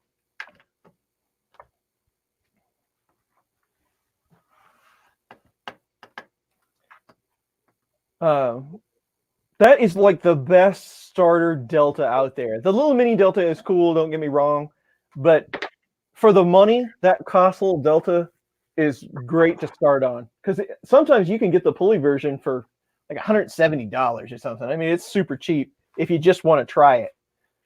And now that I'm talking about it, I kind of want to work on it again. I haven't used it in ages. Hold on, let me break mine out again. SKR 1.3 does have dual Z, yes. Or no, it does not. I was thinking it has dual extruders. You could use E1 for another Z if you'd like. I just made a cable for it. It seems to work okay.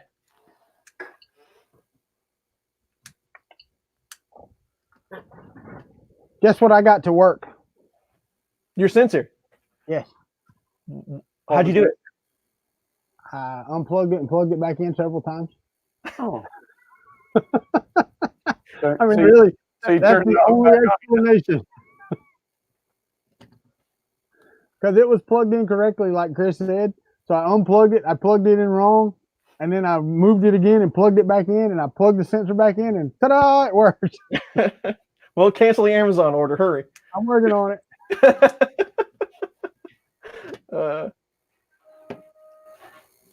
All right, let's give this thing some heat and see what it does.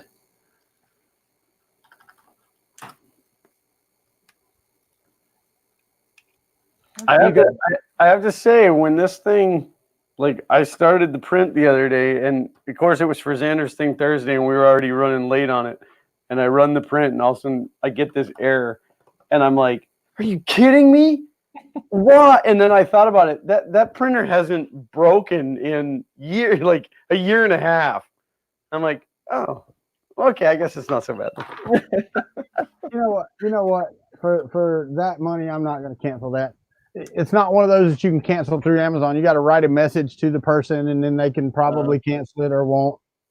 I've had no good luck with those. Yeah,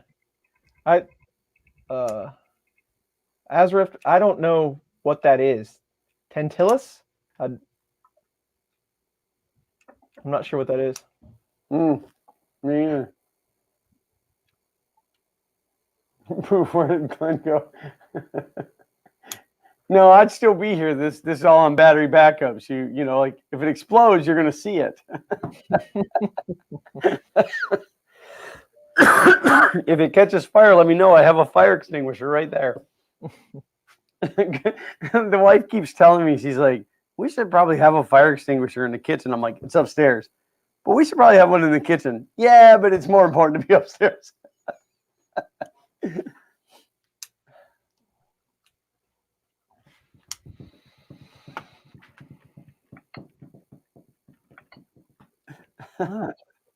Unload.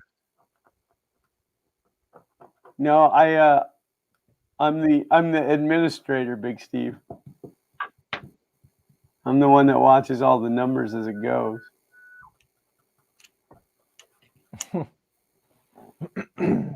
You know what I think I've got? Let me do that. Well, it definitely is heating up faster than it had been. Well, that's good. Good deal, good deal. How long do we got? We got 20. Okay. I got time to print a benchy then. Speed benchy. Well, it's one of those that we did our tests on. Yeah. I think they're still on the card.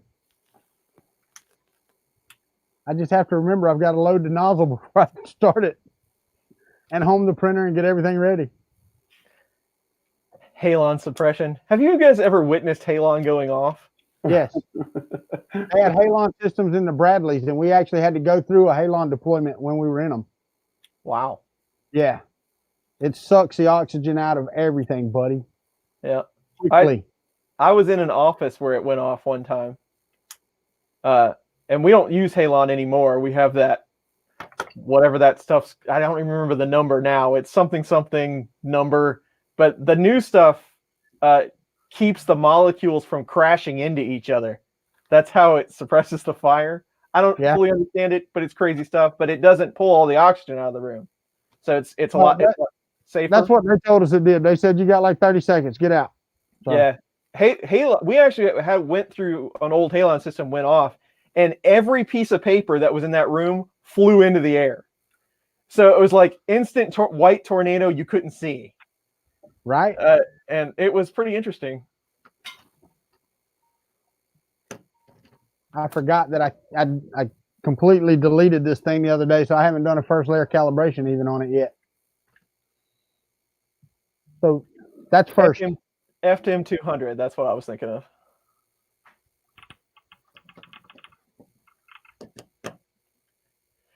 Something like that. I guess that costs quite a bit of money if those go off too. Guess that's not a cheap thing to replenish. Years ago, I was a security officer at a microchip plant, and we had a big red button. If there was a fire, we had to push that button, and it opened the doors to let the people in the bunny suits out, and then it dumped. It was probably Halon back then, but that was it was $1 million button. It was $1 million if you push that button. I believe it. Nobody wanted to push that button. You know, like there'd be a fire and be like, "Are you sure it's really on fire? I mean, are you sure you can't do something? Can you like pat it out? You know, like they're like, "Oh my God, it's on fire," and you're like, Oh, just pour a cup of water on it or something. Nobody wanted to push that button. Yeah, that's a pretty hard decision to make. Like, I don't know. It's just one person on fire. $1 million. Right. Well, I mean, the worst, it was like 40 people, like 40 people, $1 million. Yeah, that ratio is gonna have to get a little higher. I mean, that's terrible. No, I mean, honestly, if there was like, you'd push it, but you didn't want to. Yeah. And then you had to go home and sleep thinking maybe I wasn't supposed to push that button, but we never had a false alarm. That's good. Yeah, it was actually it was the plant that it's a gear. They used to make modem chips and stuff. So if you guys remember what a modem is. No, that was before my time, you old man. Yeah, before your time. What'd you say that? Go ahead. What? What'd you say that company was? What was the name of the company? Huh. Yeah, I worked for Allied Security, but we were inside the gear. Gotcha. Gear plant. And then our building was right next to an old AT&T building, which was this huge building that they didn't use anymore. And there was one security officer over there. It was, 3 shifts, but it was just one guy in the whole building by himself all the time. Like, that would be miserable. Yeah, that would be so boring. So we'd go over and visit him once in a while, and he would have like RC cars and stuff driving him through the hallways, because there was nothing in it. The building was just empty. Yeah. I work on a lot of gear that's made by Brocade, and Brocade is, if you don't know Brocade, it's just kind of an alternative to Cisco. They deal in mostly large fiber switches, but they got bought by Broadcom, and I hadn't heard of Broadcom in years, because I remember seeing it on the modem chips. Right. All those were Broadcom chips, and I didn't realize that they are like this, tech giant, monster company. Brocade's relatively small. It's kind of a niche industry as far as tech companies go. But yeah, I guess they scooped them up, and they've been scooping up a couple of different companies pretty regular. I guess they're getting to be the giant now. So I thought it was funny though. Broadcom.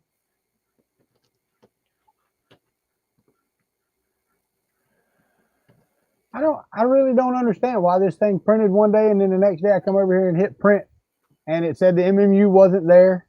Then the IR sensor didn't work. It's really weird. That's all part of this hobby, man. I know. Stuff can't work every time. It's supposed to, though. It's what we pay for. That's what these people pay to see, is stuff work perfectly every time. Yeah. Yeah. I know that's what everybody shows up to my streams for. It's not the, oh, what's going to happen this time factor. No, yeah. It's never to see what's going to blow up or break or catch fire or almost hit you in the eye. Yeah. Well, as soon as this first layer of calibration works, I think I'm about perfect there. Maybe a little low, but it'll be okay. I'm gonna try benchy. See if we can get almost done before we're over. AliExpress requires you to log into search? Huh, that's new. That is new because I just searched a while ago for the sensor on AliExpress. Yeah, I uninstalled their app off my tablet because it was crashing constantly. It runs in the background all the time, and I didn't like their app. So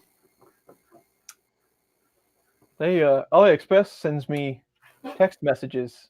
I really need to figure out how they got my phone number.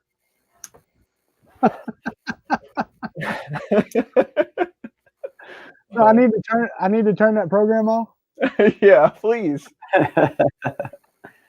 Walter made a lot of money selling your phone number to them. All right. It's been happening ever since I was at Earth. Wonder why. I don't know. You gave out business cards, didn't you? Yeah. Yeah, my friends at GearBest reached out to me again. I have yet a new sales rep. I get a new sales rep like every week and a half. And they're like, oh, we want to work cooperation with you. And I'm like, yeah, except for you stabbed me in the back. You promised me stuff, and at the last minute, you pull that. well, we're a business and we have to make business decisions. And I'm like, well, I'm a business and I'm making a business decision too. I'm not working with you people. You're a bunch of crooks. And then like, I don't hear back. But then the next day I get, here's our sales flyer.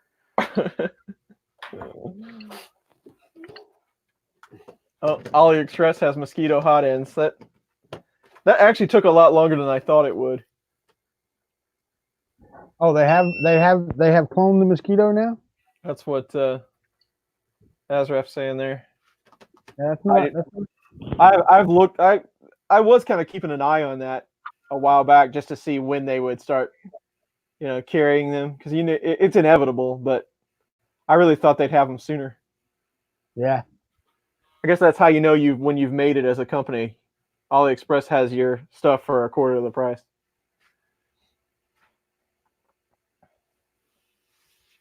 When I was on Prusa support the other day, I told her the MMU 2 wasn't working. It had worked yesterday, and it wasn't working today. And she said, "Okay." I said, "Yeah, I've had it for 6-8 months or whatever." And she's like, "Okay, have you cleaned the bearings as we request?" I'm like, "I cleaned my bearings, but what the hell does that have to do with the MMU 2 not working?"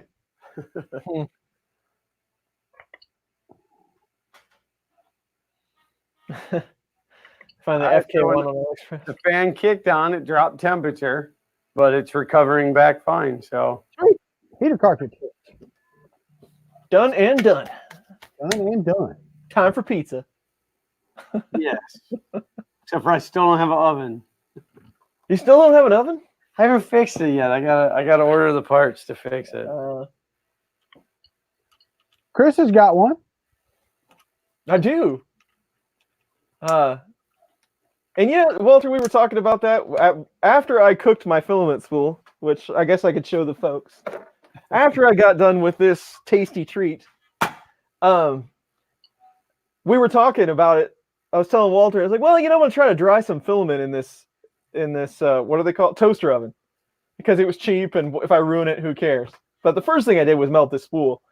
So the second thing I did was take some of the most expensive filament I had and threw it in this oven. And Walter, what did you tell me before I did that? Put some tinfoil down. No, but then you said maybe you shouldn't try your most expensive filament first. Yeah, exactly.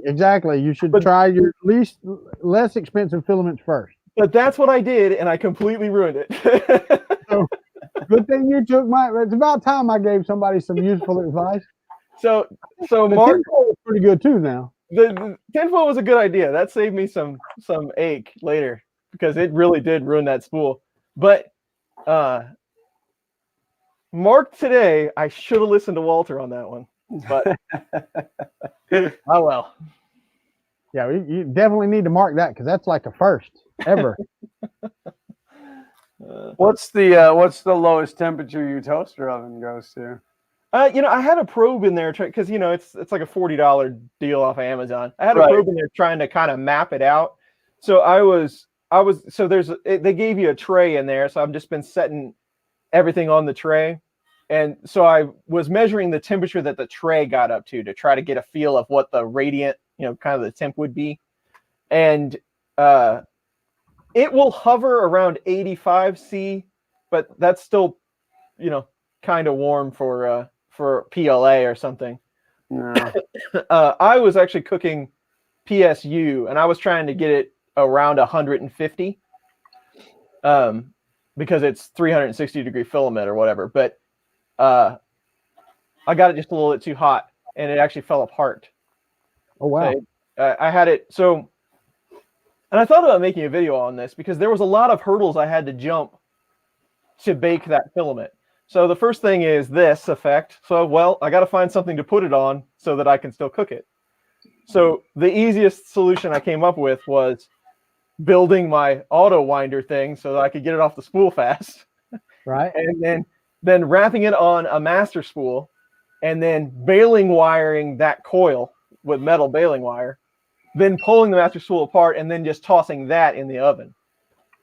So I cooked it around 150 C, but I think I got it just a little bit too hot, and it started to fracture, and then I ruined it.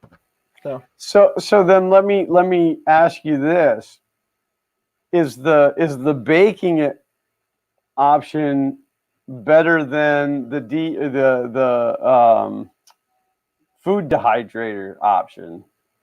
Well, so the food dehydrator option works great for stuff that normally you could print on any printer. You know, the stuff we're used to. The problem with the dehydrator is set like 70°C is pretty warm air on a dehydrator, and that works for like. You can't get it hot enough then for what you're doing. Right. It works great for nylon and stuff, but you can't get it hot enough to cook that high temp stuff. And like Ultim 1010, it like doubles its weight in a matter of hours because of moisture. So Wow. like you can never print, and they gave me the stats on it. It probably wasn't that, but it was ridiculous, whatever it was. And it's $1 a gram.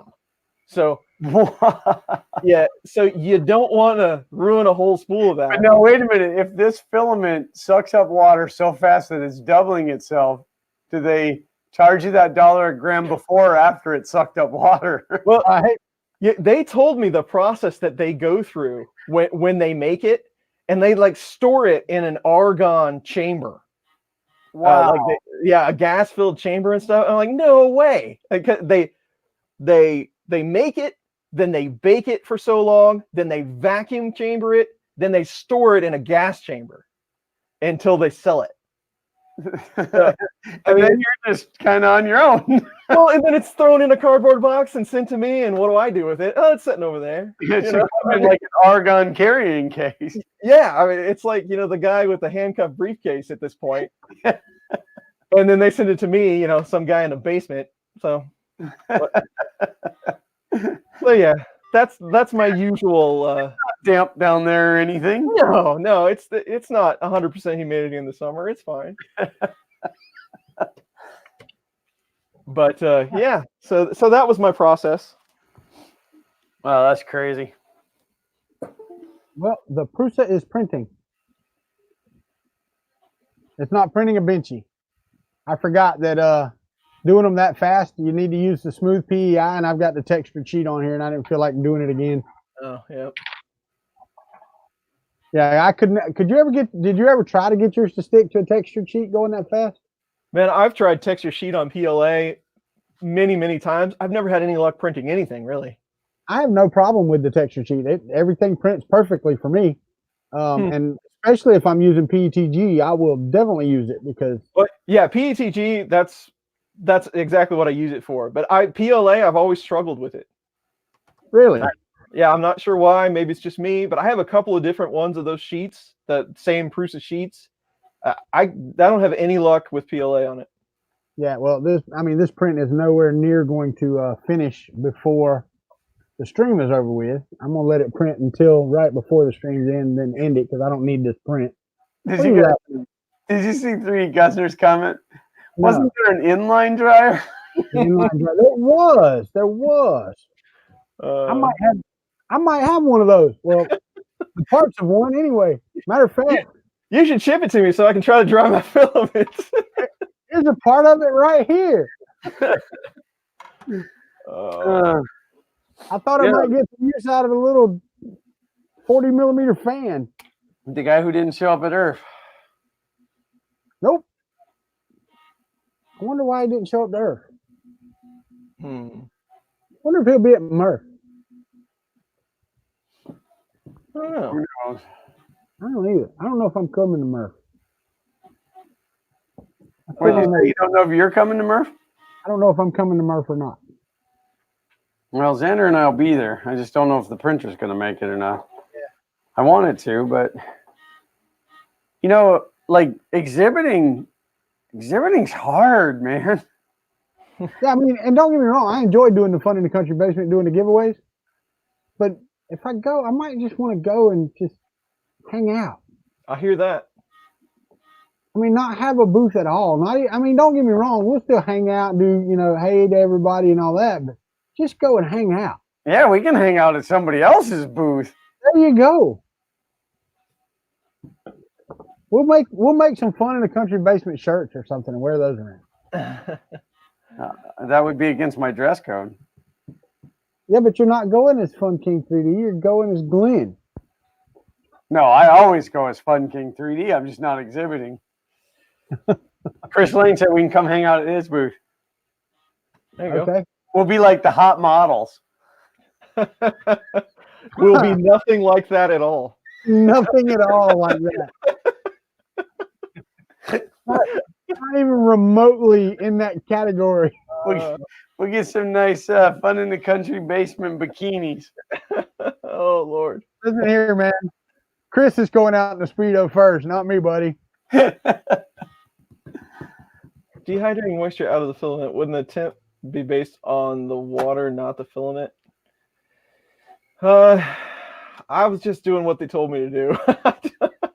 I don't know at this point. They told me so much information about the plastic that my head hurt. PET. Old convention. I'm not exactly sure on PETG. I've had so many mixed results with PET as far as moisture goes. I've had spools that I've had set out for ever and never had a problem with it stringing. And then I've had some where it was just a couple of weeks and it was so stringy you couldn't print with it. So I don't know if the variety varies a lot in between companies, or I don't know how it's made. Well, now, like my Prusa always has a roll of IC3D PETG sitting on it, and it'll sit there for, you know, a couple months, a month plus, whatever. And it does definitely get stringy as it gets older, and you can tell when you put a fresh roll on, like you can significantly tell. But I mean, even I have a humidifier built into my air conditioner, or a dehumidifier built into my air conditioner. So I'm sure that helps some, but you can tell it's picking up humidity, but it's not horrible. I do. The thing is, I do too. I've got one built into my air conditioner. The problem is the air conditioner is in my house, not in my camper. But no, I was showing Chris the other day because I printed some things out of that CPE that I got from Filamentum. And because I loved it, it prints so good. It really is a nice filament to print with. But I left it in the rep box, and when I printed the other day, it was so stringy. I mean, the part didn't even hold together well. So, yeah, it absorbs moisture like crazy. Are you guys reading chat? Yeah, I'm seeing some of that. FD Booth Babes. That's right, Dave Avery. Booth the turrets. Any one of you three show up in short shorts, I'm leaving. As you should. Be Booth babes. You guys in bikinis, well, it looks like I'll skip lunch now. FAB Hooters. I got that covered. Have you guys printed with ABS material lately? I did yesterday, a matter of fact. I've only ever printed in ABS one time, and that was by mistake because somebody told me it was a roll of PLA. Oh. It was not. I got a roll of PLA that said PLA on the side, and come to find out it was ABS.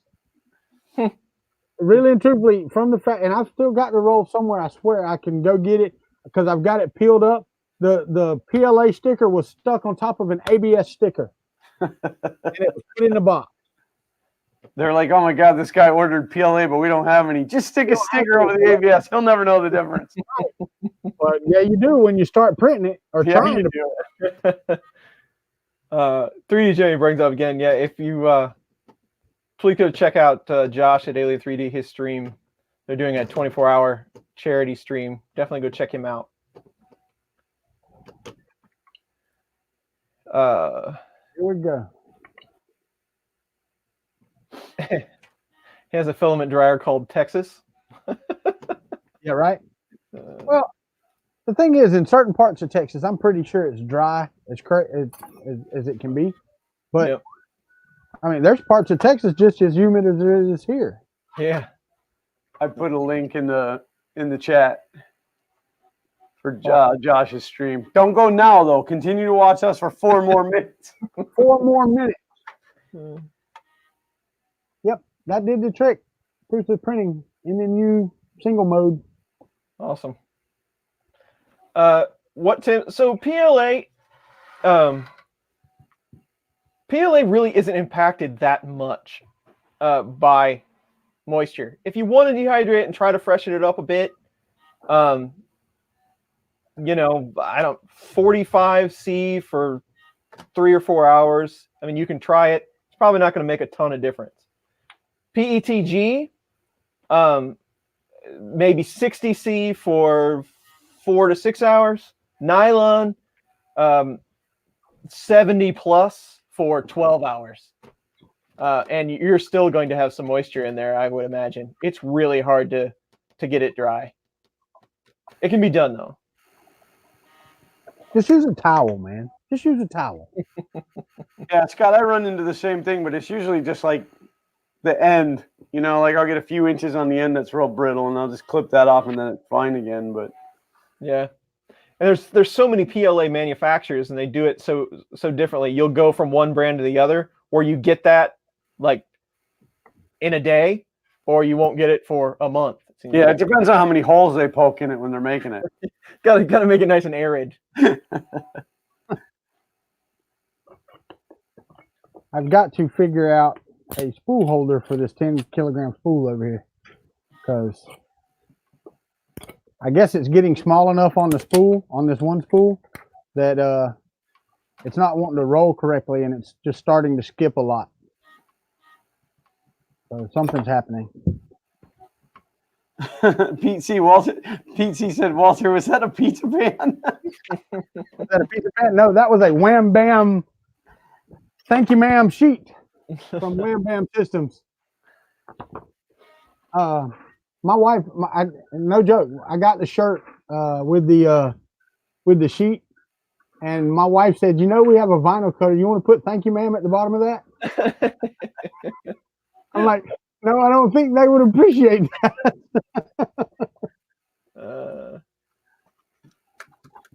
So I just thought it was funny. That was the first thing she thought of when I put the shirt on. She's like, you want to add thank you ma'am to that?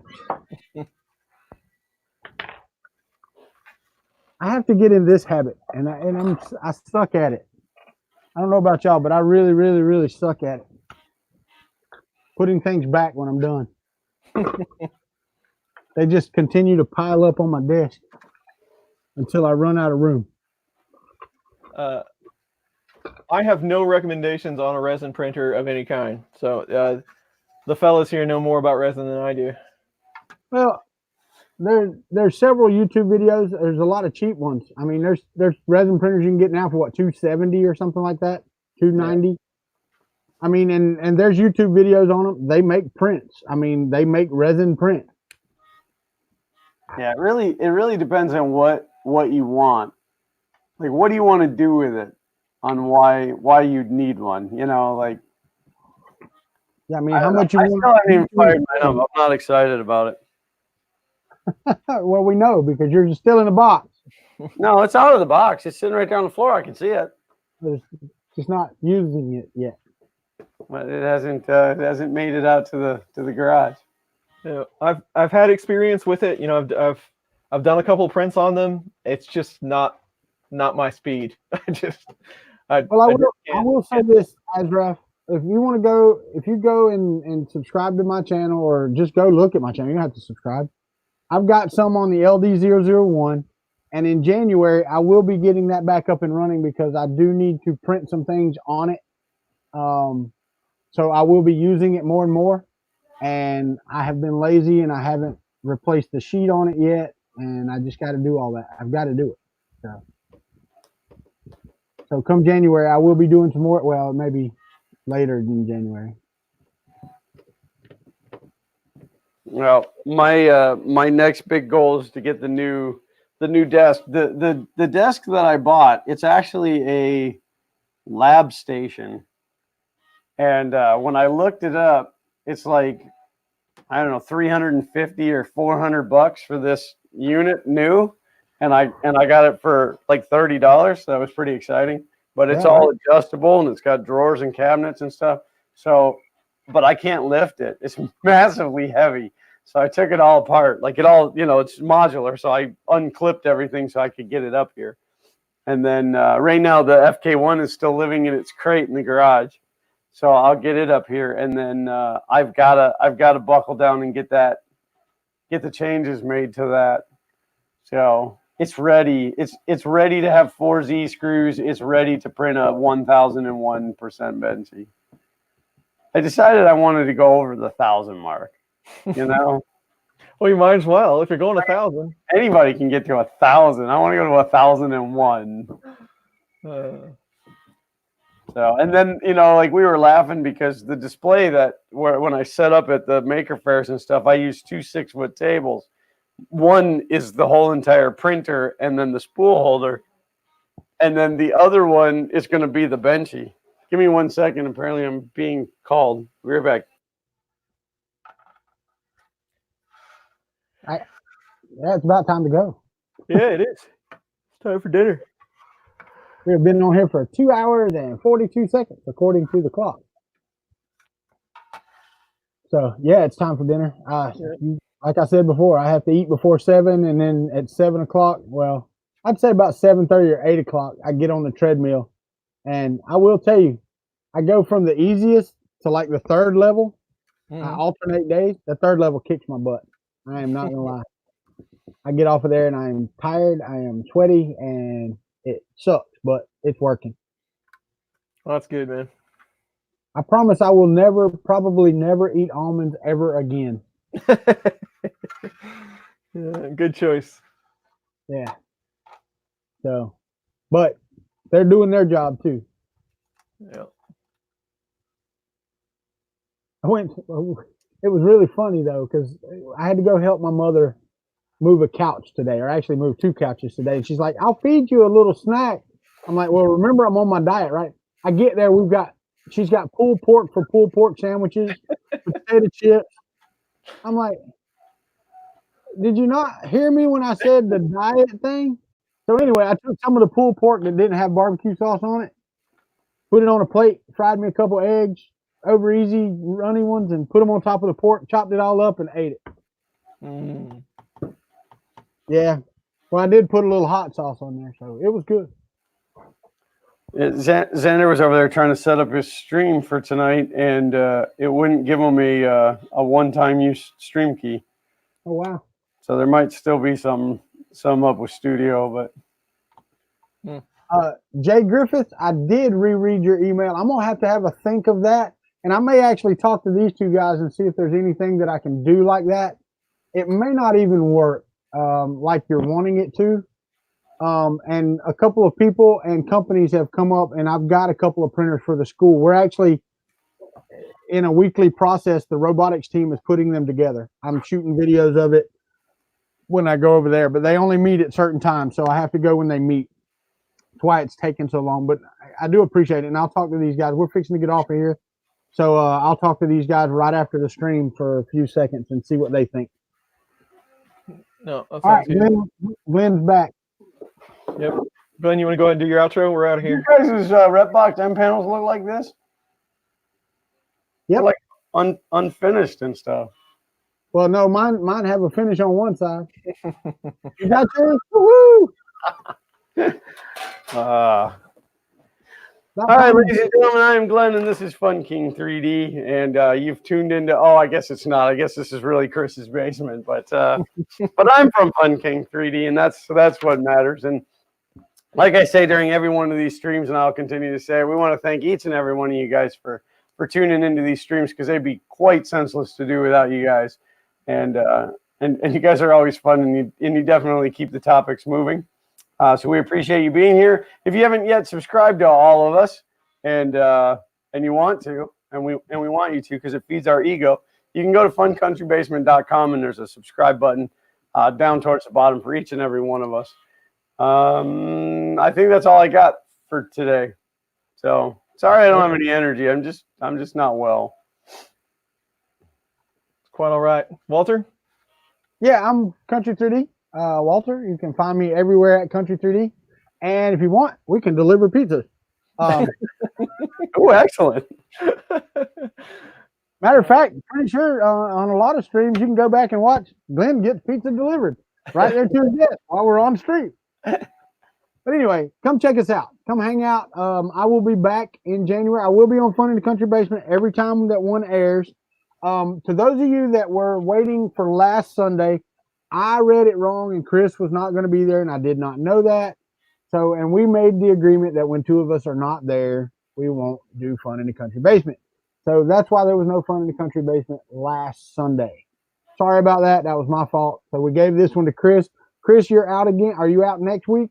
I will be here next week. He will be here next week. So I'm assuming that I'm hosting next week. Is that right? Or are we back? I think so. Yeah. Yeah. You took Chris's spot before he left. So then we gave it back. Yeah. But I don't even know. It doesn't even really matter. So yes, you can host next week. Okay. I'll take next week.